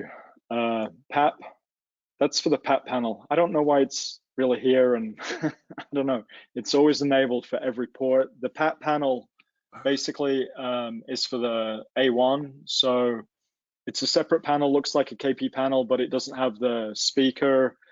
It's just basically for routing the IFB sources. So if you're moving a lot of different, program sources for IFBs, instead of coming in the IFB table, and you'd have to come here and say the program source was going to move from like 1 to 6 or something. Obviously you can go in AZ edit and do it, but if you're trying to mix a show, that's not super practical. So the PAT panel is a much quicker way of doing it. And so you basically just, you would put all your program inputs here in the IFBs, and then it's literally just pressing the 2 buttons on the PAT panel itself. So that's pretty handy. The trucks that have it, that's a good tool for people to use. But honestly, I don't really know why that. I don't know what that does. Patrick, any thoughts? On the PAT, it allows you to add that port into the PAT panel, I believe. Okay. All so right. that let's say that's a program source, you can't put it in there unless you have that checked. I gotcha. Yeah, that makes sense. It's just a little weird that by default, every port in the system always has that turned on. I guess that's the answer to that question. Let's talk about gains for a quick second. So down here, like this is why I kind of like running with the secondary menu turned on, so you don't have to like dig for things. Like I see people, they'll be up here like trying to find stuff. Like pretty much, I don't really look for much up here. Just like you don't really lose anything by having this on. Like there's no, this is like dead real estate. So just turn that on, and now you can get to all your alphas and these gains. So basically, pretty self-explanatory. You get IO gains, cross-point gains. It's intuitive. I'm sure you guys can figure it out. The other place you can get to get. What about mic pre-gains? Mic pre-gains. Yeah, so depends on the type of panel, right? So if it's a KP12, the little 1 rec unit things, you can adjust there's 2 places you can adjust gain. There's the level out of the panel, which RTS runs at +8 by default, every panel from the factory, and that's how like their system's designed to run at +8. So we pretty much just leave that alone unless you've got a big problem with one, or if you have a problem, you could go check, maybe someone moved it down to 0 or something. And then there's also the mic gain on the front of the panel. I'm sorry, so the mic gain on a KP12 is menu. On the classic KP32s, it's pretty annoying because it's on the back. It's a little, you have to get your tweaker out, and it's on the back. So it's not very accessible for trucks where they're rack mounted in. That's a bit of a problem. So, I don't really ever mess with the mic level on KP32s much at all. If a panel's quiet or loud, your best thing really is, like I said, if you go to IO gains, you can track down the panel there and add input gain or output gain, simple up and down arrows, or and then if you hit send, it'll take the change. Or really, for the most times, I just turn on real-time changes. I'm just getting an error because I had something ready to go. So anyway, just turn on real time, and if you're listening to that particular panel, you can just like creep the volume up by bit by bit, and you'll hear it happening. Isn't there a gain control on the key panel view?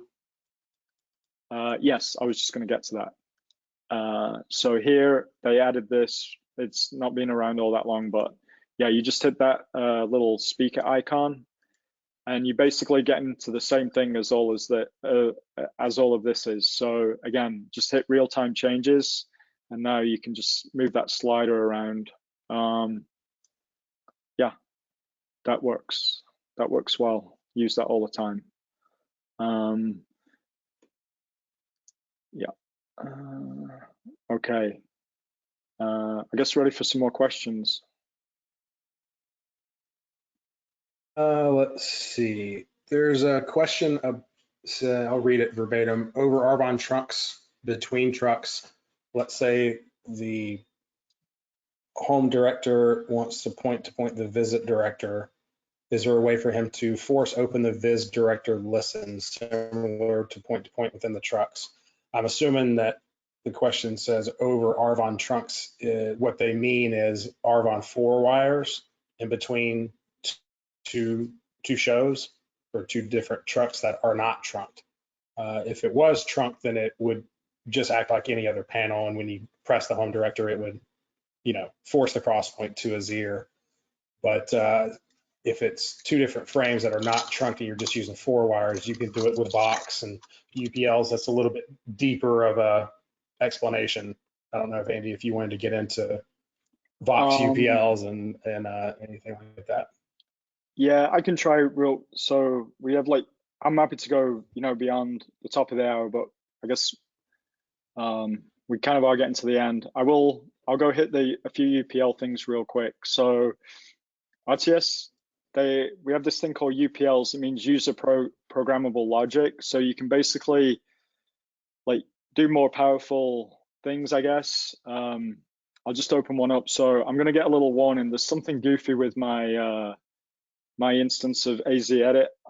This is my Mac, which just worked better for the screen share. I normally just use my Windows machine. Anyway, if I open it up, I get this panel. I have no idea what this is about. It happens every time I open the UPL. Anyway, so this is a UPL statement. So basically the way these work is you basically need a trigger to cause something to happen, which is the input. So input A. So if you go to this drop down list, there's this whole long list of things that you can use to cause something to happen. So once you've got a trigger, what do you want to do with it? So basically this is the input, what's going to cause something to happen, and then this is the result, what you're hoping to achieve. And then right here they give you a little description. So for A1s, this is a handy thing to have. If I was just talking about the PAT panel, if you don't have a PAT panel in your truck and you need to flip an IFB source, you can use a UPL. So basically, the trigger I'm going to use is a UPL resource. So that means it's just a blank button that you're going to name to cause this to happen. So first thing we'd have to do is, if we go here to URs, user resources, we just go name this whatever you want to. Oh, sorry, I'm in the wrong place. User resources. Yeah, so you just go rename this however you want to do it. Hold on.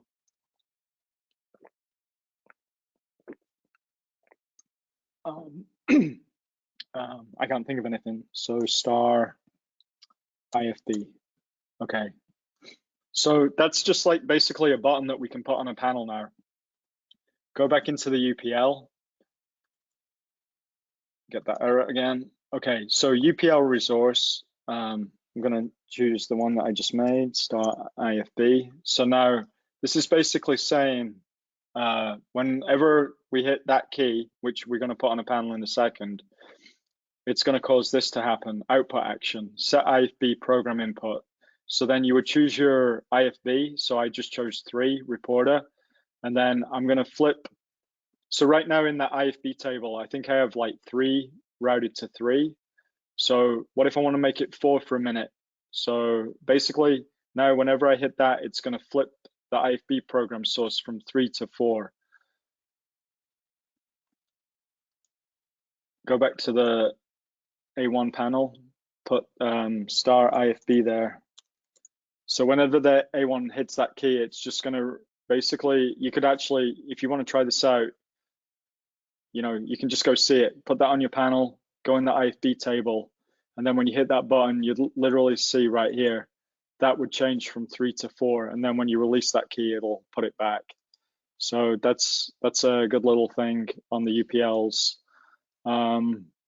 So I wrote the camera swing thing here. I'm not just going to dive into that when we have a whole ton of time left. If anyone really wants to know, I do have it on my website a bit, and if we want to stick around at the end, I can try and run through it real quick.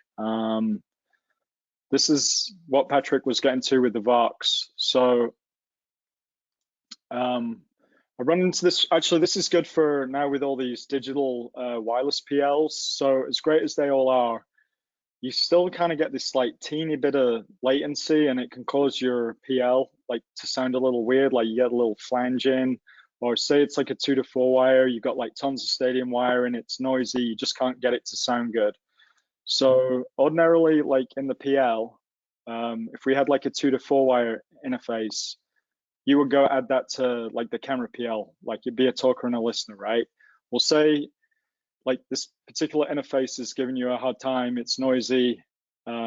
So you can use Vox. So that way, the only time it's going to be actually a member of that PL is when someone's talking on it, which, you know, let's say it's like a jib camera or something like that. Realistically, the guy's not going to be talking a whole lot. So basically, you just go here, not a PL talker, but then we need a little Vox action to get that onto the PL. So yeah, my UPL. So if I go here, I get that error all the time. So Vox is the trigger. I gotta choose the right port, 2 wire, okay? And then, so what that would do is when this panel sensed audio talking, it would turn on key 1. So now if I go to that particular port, 14, and I just put like cams on key 1. Cams. Okay, so in here, you just have to go to the Vox and enable. Actually, the UPL will make that happen. You don't need to do it here, but it won't hurt. You can turn it on.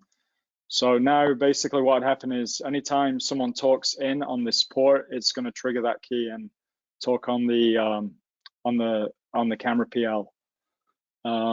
Actually, to tell you the truth, you don't have to actually have that logic statement in there at all. That is correct. Actually, you don't. For some reason, I don't understand why this is, but for just for a PL on a normal port, you don't have to have it. But for a TIFF, it doesn't work. You have to build that UPL statement. Say you have a noisy TIFF. So I think if I look, and some of your high density cards, it doesn't. Right. Even with a port for the TIFF, it won't work. Key 1 won't key with Vox on a TIFF. Yeah, no, you have to write this Vox logic if you want to make that work on a TIFF. I guess that's why I had that written. Yeah. So yeah, that's how you can get like a TIFF on and off a PL. And I didn't really talk about this, but I normally all my TIFFs, I always make them PLs. You know, it really is a party line, right? A conference call. So I normally add TIFFs to. So maybe the Vox doesn't actually get triggered by the TIFF?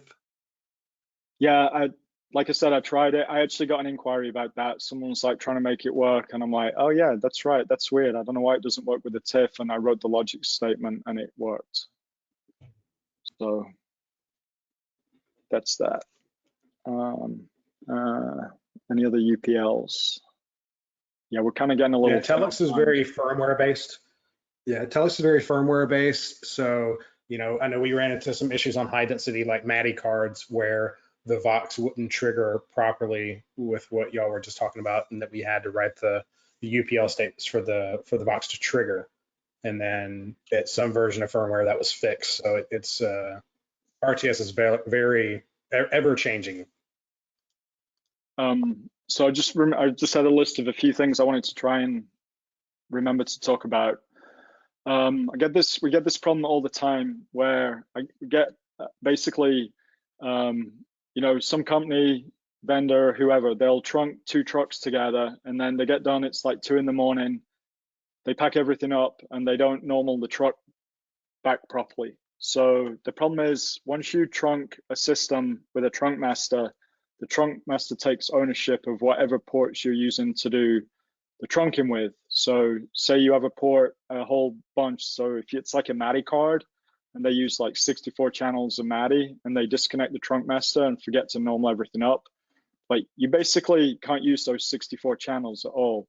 So you get this like panic call from someone like, hey, what do I do? Like, you know, how do I get this back to normal? So like I said, if whoever did it, like, and we always like put trucks back to normal anytime we trunk them, whatever.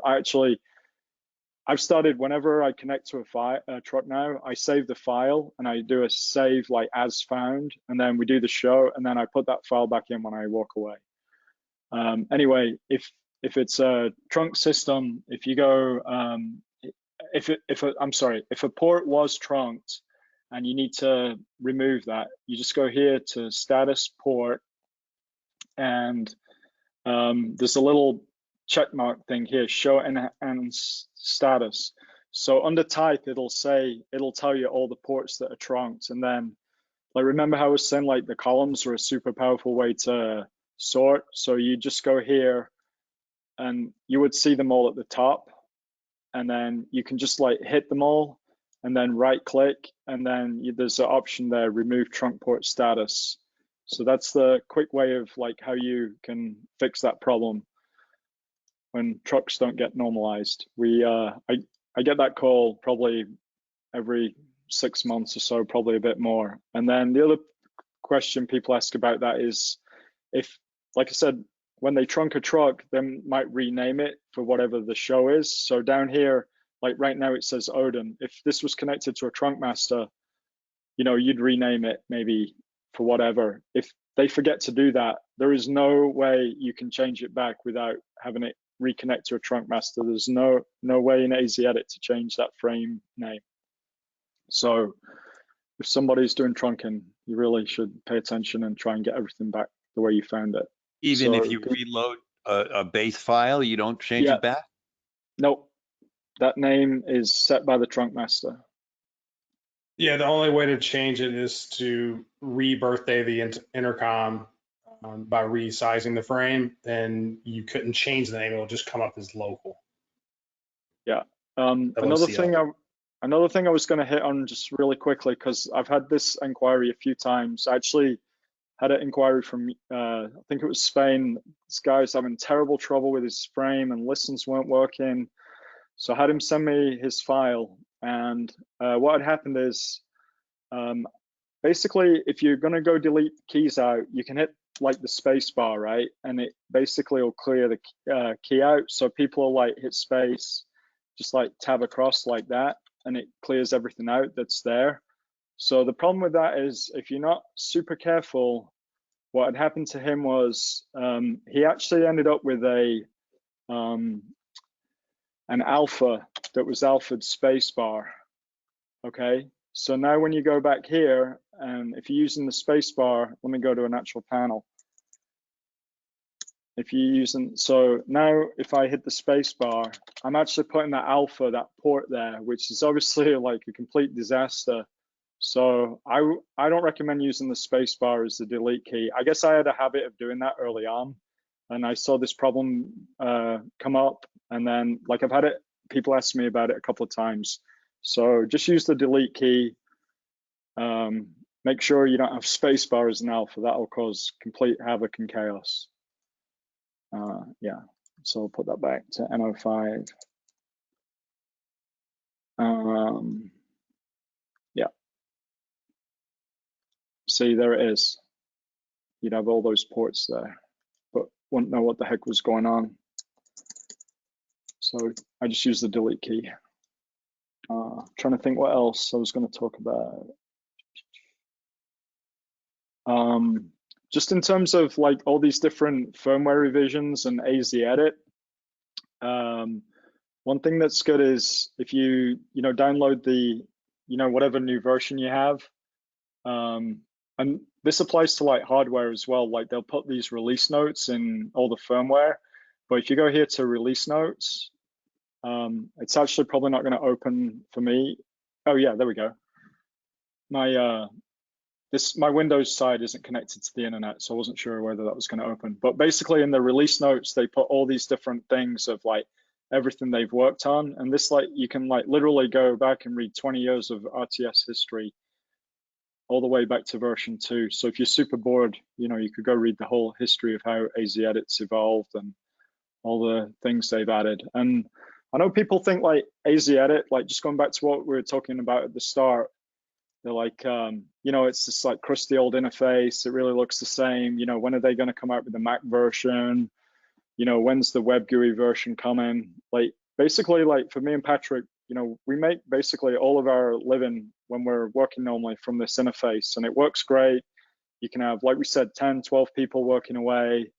I really hope they keep it around for a long time, because I'm pretty worried if they, you know, depending on trying to go to a new system, it might be difficult for a while. So I think AZ Edit's like a really great interface, to be honest. It's If super multiple quick. people are working on it, does it live update between them, or do you have to re-download a copy? No, that's what's great. So if like we're working together, so like I send a change, it's gonna upload to Patrick's machine, your machine, whoever else is connected to it. And the only tiny little glitch, which is really nothing, is if we both had like changes loaded to send, if I hit send and he hits send at the same time, it's gonna take the one that, you know, whoever activated the change first. All that happened is I'll get a little pop-up. It'll say like exclusive control denied or something like that. Just means, and it even gives you a little like countdown, like 10, 9, 8, and it'll resend your change basically after 10 seconds. And normally the other change is done and it'll go through. So that's really cool. That's like, I think it's really underappreciated how powerful that software is, because you see these guys running like ifbs routers in the truck.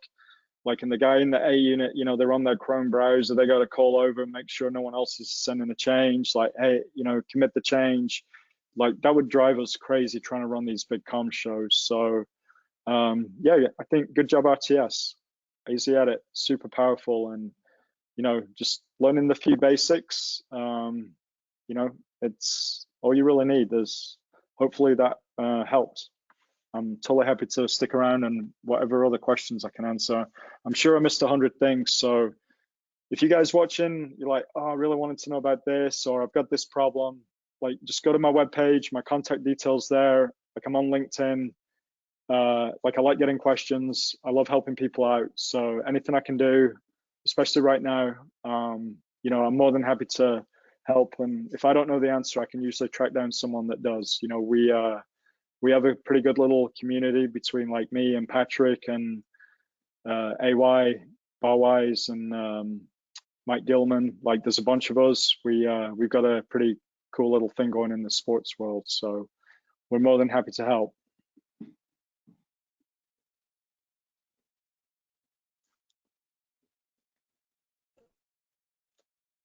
Yeah, I'm just trying to see, Patrick, you got any more that you want to throw up here? Yeah, I mean, there's a few more questions, not super technical and involved or anything.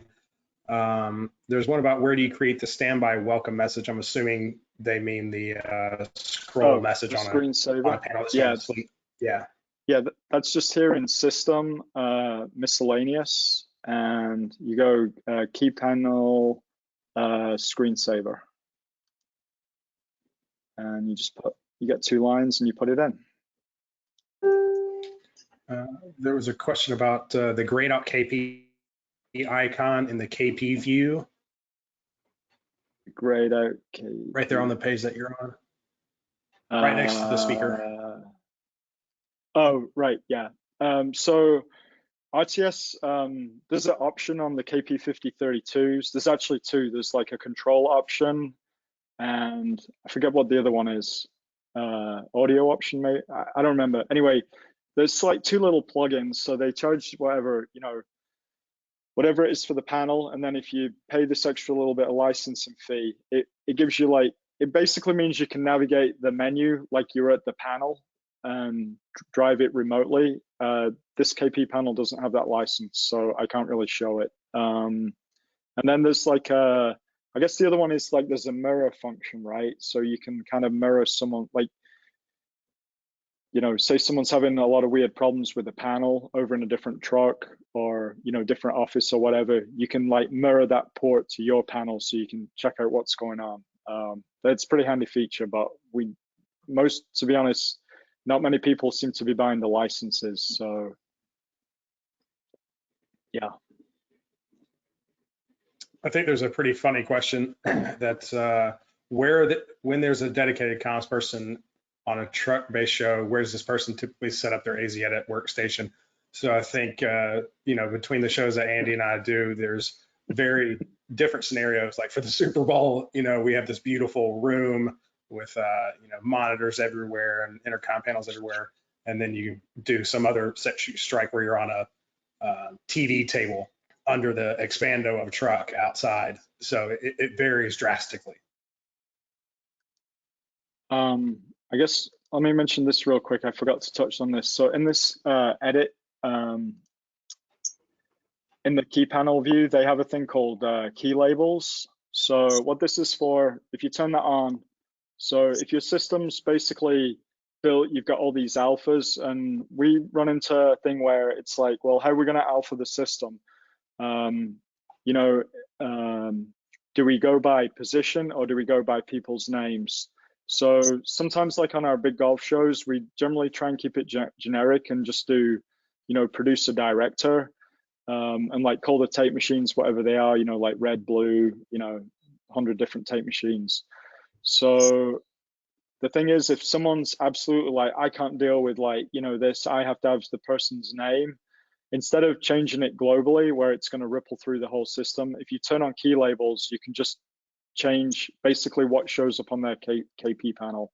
Just for that one panel. Just for that one panel. So that Nice. can help out here or there. Obviously, I don't really use that whole lot. I kind of try and keep everything simple and, everyone use the same thing, but it is handy once in a while. Like one thing you write me messages in it too. Yeah, and actually there's, I don't know whether I should say this in this, but there's kind of a good practical joke here. If someone's kind of getting on your nerves, if you just KP panel, like, should I say this, Patrick? I guess it's too late. I'm gonna.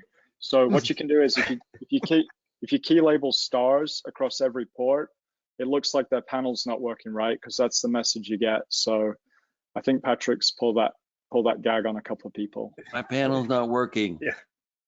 Yeah. Oh yeah. Yeah, you can just put stars on.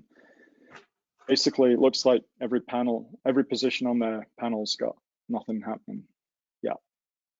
Anyway, be careful with that. Please don't do it in live production. It'll mess someone up. I probably shouldn't have said that.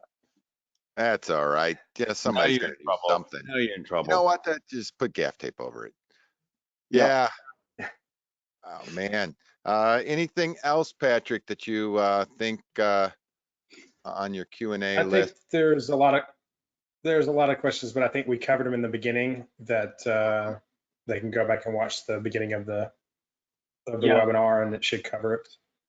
Yeah, and like I said, I kind of apologize if I didn't explain things super quickly. I was trying to get through a lot, and No, you did great. You don't need to apologize for anything. This is I personally, this is one of those great examples of people in our industry sharing with other people in our industry. It's very cool of you to take this time to the website alone. Right, and to have the website. Yeah, thank you, and thanks, Patrick, for being on and sharing that, and helping to curate all those and keep us moving, because this is a big topic, man. What you got through in our 2-hour window here, pretty amazing. It's and yes, the video will be available. Yes, people can go back and watch it. I'm going back to watch it. Same, so am I. It's one of those things that's just every time you go through and you listen to something, and obviously right now it's really hard for everybody because we're not in front of gear, right? We're not in front of the stuff we're used to be in front of. So, but again, taking this time to fill our minds up, get a lot of these things, it'll fall into place. As soon as you get back, in front of that stuff, it starts to pop again. You can go back, you can reference this. I bet Pete and Mac by then will even have this on YouTube maybe, and people can scrub around, you never know.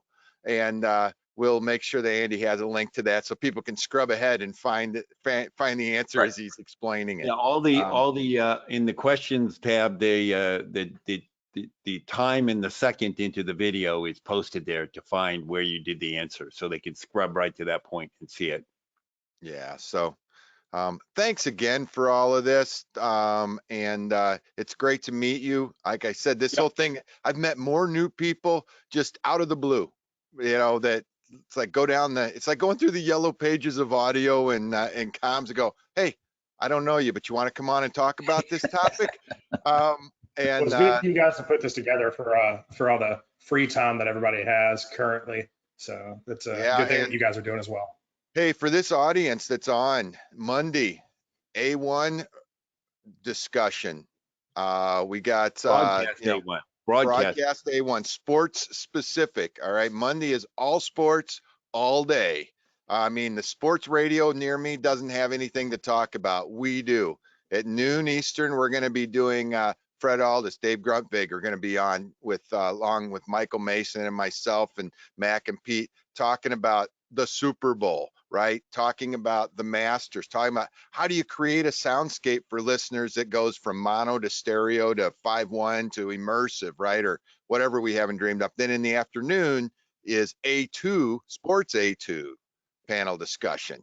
And so we're going to focus specifically on sports because, man, if you can live through a sports event, you can live through just about anything, right? And especially you talk about like the Super Bowl, talk about a pressure cooker.